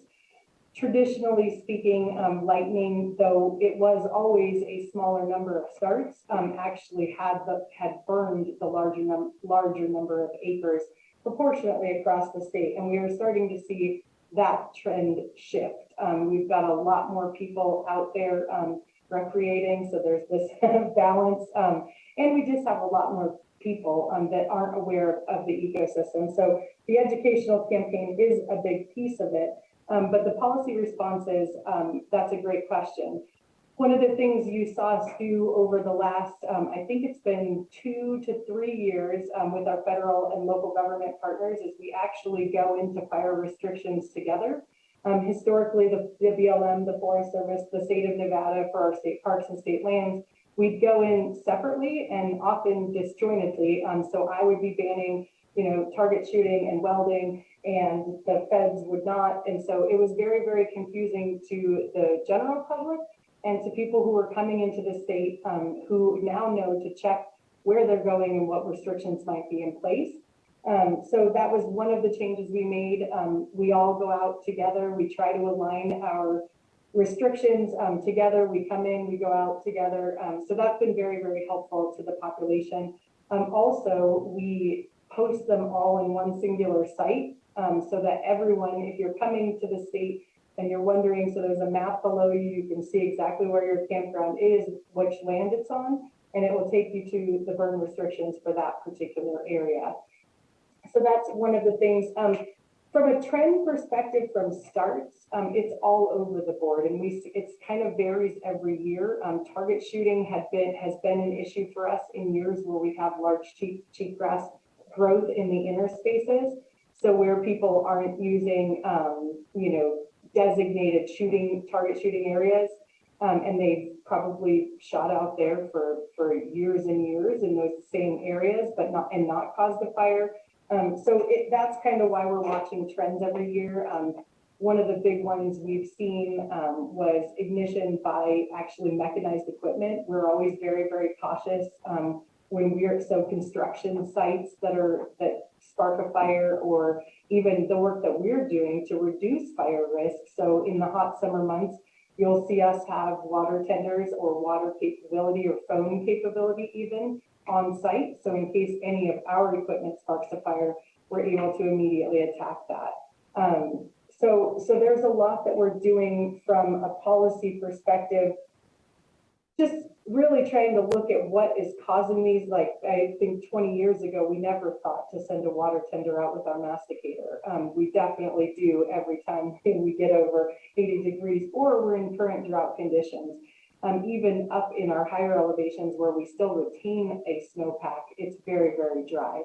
So we're really looking at all of these things. We're constantly looking at, one of the other ones is chains dragging behind, like trailer chains dragging behind that cause sparks and go off. So one of the big things that we've been working on is right-of-ways, both for our electric facilities, looking at how we can treat underneath them, but then also along roadways. So when you drive actually up the I-80 corridor, you'll see a lot of fuel breaks have been cut in along the sides of the roads, trying to make sure that if we have those scenarios where chains are dragging, it's going on to bare dirt. What we also learned a long time ago is that we're not really successful in one treatment. In treating a lot of these things, you can mow down the grass, it comes right back. And so we've been using herbicide, large scale herbicide applications, followed it up, those applications with some native or non-native species that will outcompete some of those invasive species. So we've been working a lot, looking at the science of what's most effective in these treatments and how we can do that at a large scale to slow fire and fire starts. Great, thank you. I appreciate that. Could you speak a little bit to fireworks? I know that that's also an interesting topic because there's very much an urban component to that, which probably does not fall under your jurisdiction, but also, of course, there's the wildland urban interface communities. And I know last summer I did a little bit of traveling by car and saw some communities where, based on the drought conditions, they had very prominently restricted fireworks usage, even within their communities. So could you just talk about that briefly? Yes, thanks again for the question, Casey. For the record, fireworks are an issue for us. That was the cause of one of the largest fires in Nevada for us, was illegal use of fireworks. We're always looking at where fireworks are sold. They're not sold in the state usually, other than in some of the tribal communities, and they are to be used out there on tribal land in areas devoid of vegetation. But we see them all. We work with law enforcement. We work with other folks who actually have jurisdiction over those sales. The state fire marshal's office has seized large quantities of fireworks coming into the state illegally. So we're constantly looking at how do we reduce that risk. But for us, this is really more of an educational campaign to try to educate people on what's out there and when and how these things can be safely used. Great, thank you. And my last question, just going back to some of the work that's been happening in fire adapted communities, and this is something that was been talked about throughout the meeting. Can you just give us a quick update on kind of how that's being factored into kind of some of the local government and land use decisions? So we've talked about some of kind of the educational resources, trying to develop different supports and resources for individuals and communities to make these improvements. But where's kind of our land use policies and helping ensure that new development in fire-prone communities is kind of matching some of the best practices? Thank you for the question, Chair Watts. Again, for the record, Casey. Most of the land use policies for how do we create fire adapted communities and the building code and the defensible space code, those are housed in the Wildland Urban Interface Code. That's adopted at the local government level. And so the state, at the State Fire Marshal's Office, does actually adopt at the state level as well. Most of that code, I think the current code is the 2018 approved at the state level minus the building code section, I think that's chapter 5, is adopted at the state level. So counties at least have to follow those restrictions, but they can be more restrictive. And so many of the local government entities have adopted the current WUI code with the building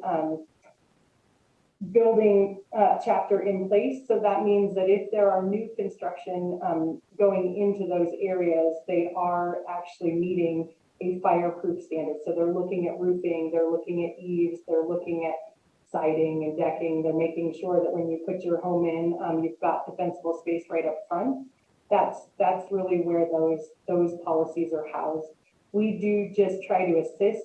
Local government also has limitations of people and time because they also are responsible for, house fires and car accidents and all kinds of other assets. So this is one of the things that we're trying to do is help them out with defensible space inspections, looking at these areas of high risk, modeling those areas, and then trying to make sure that those codes and that they have in place are being followed.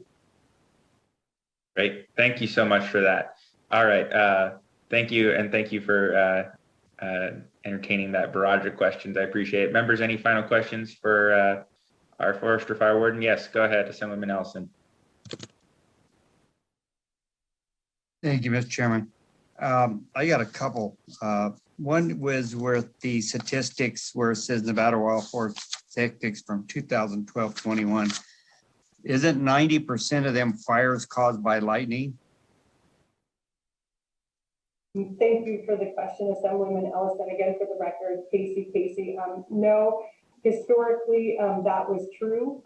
It was more lightning caused. Actually, I think they've always been more caused by human, but we are definitely seeing an increase. So what you're seeing in the last 5 years, I think I'd have to find my slide again, but it's about 56% of the starts are caused by humans, and then about 47%, I don't remember, 48%, I was very close, of the acres actually. So the trend is that we're seeing that the human caused starts and acres increase in the state of Nevada. Okay, and then follow up if I may. Go ahead. They did a study on target shooting in grassy areas in rural Nevada. And that was very, very low. Fireworks, that's usually caused by people being stupid shooting fire rockets off, not by the cities. But the biggest thing we've seen is the biggest fires that's been lately for the last 3 to 5 years has been arson started. Is that not true? We have, thank you again for the question, Casey, for the record. We have seen some arson fires over the last, obviously, well, forever we've seen arson fires. We've seen an increase in arson fires. I don't think I could state with any confidence that that's been the primary cause, however, of the fires across the state. Thank you. All right. Thank you very much. All right. Seeing no other questions, thank you again, Ms. Casey, for this detailed presentation and update. Again, we appreciate it. It's very helpful to see how things are going as we look at how to try and address the issue of wildfire moving forward. So with that, members, that brings us to the last item on our agenda today, which is our second period of public comment. Again, if you want to call in to provide public comment, please dial 669-900-6833. And when prompted, enter meeting ID 898-7662-2673 and press the pound key. Broadcast and production services staff will indicate to you when it's your turn to speak. Please remember to clearly state and spell your name and limit your comments to 3 minutes. And then again, we'll just mention that we will be having a work session in the future to consider recommendations, and any interested parties are encouraged to provide recommendations to us by completing and submitting a solicitation of recommendations form, which is posted to this committee's webpage. With that, staff in Broadcast Production Services, can we please check the line and add the first caller wishing to speak to the queue? To participate in public comment, please press *9 on your phone to take your place in the queue.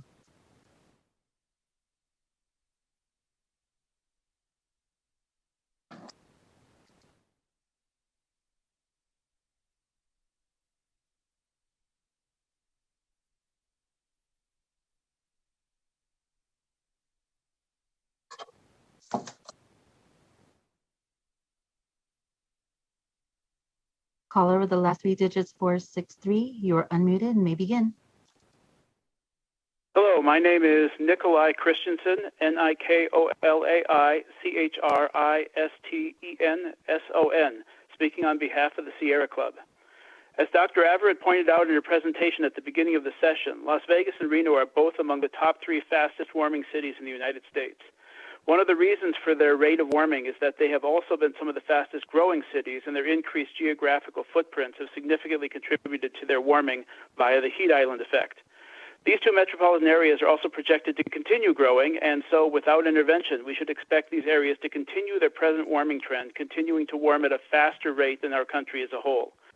At the same time, we are experiencing concerns about the availability of sufficient water in both metro areas and a crisis in available housing in both cities as well. There is a strategy available to us that allows for population and economic growth in these communities while minimizing both water consumption per capita and minimizing the heat island effect. This is by creating a development environment that encourages vertical and infill development in these communities preferentially over metropolitan sprawl. In terms of water use, this is because per capita water use is significantly lower for higher density living than for sprawl development. And with a lower aggregate development footprint, the urban heat island effect will be minimized. Further, we heard testimony today that the expanded metropolitan footprint brings with it more exposure to losses due to wildfires. Also, public transit becomes more efficient and cost-effective, which improves commute times and reduces overall traffic in terms of person miles traveled, and this significantly reduces the overall emissions of air pollutants. While most of the responsibility for land development in Nevada is administered at the county or city level, the state can and should enact policies that support responsible and sustained development at all levels, and I would encourage them to do so. Effective planning for sustainable development in Nevada requires changes in our approaches at all levels of government, and overall quality of life will be higher going forward if we prefer infill and vertical development over reckless sprawl. Thank you. Thank you very much, sir. And if you do have the opportunity and have any written remarks, you can send those in to have those added to the record or to assist our staff in compiling the minutes. BPS, can we move on to the next caller? Chair, the line is open and working, but there are no more callers at this time. All right, thank you very much. That concludes our meeting for today. Our next meeting will be on Monday, March 21st. Thank you all for your time. This meeting is adjourned.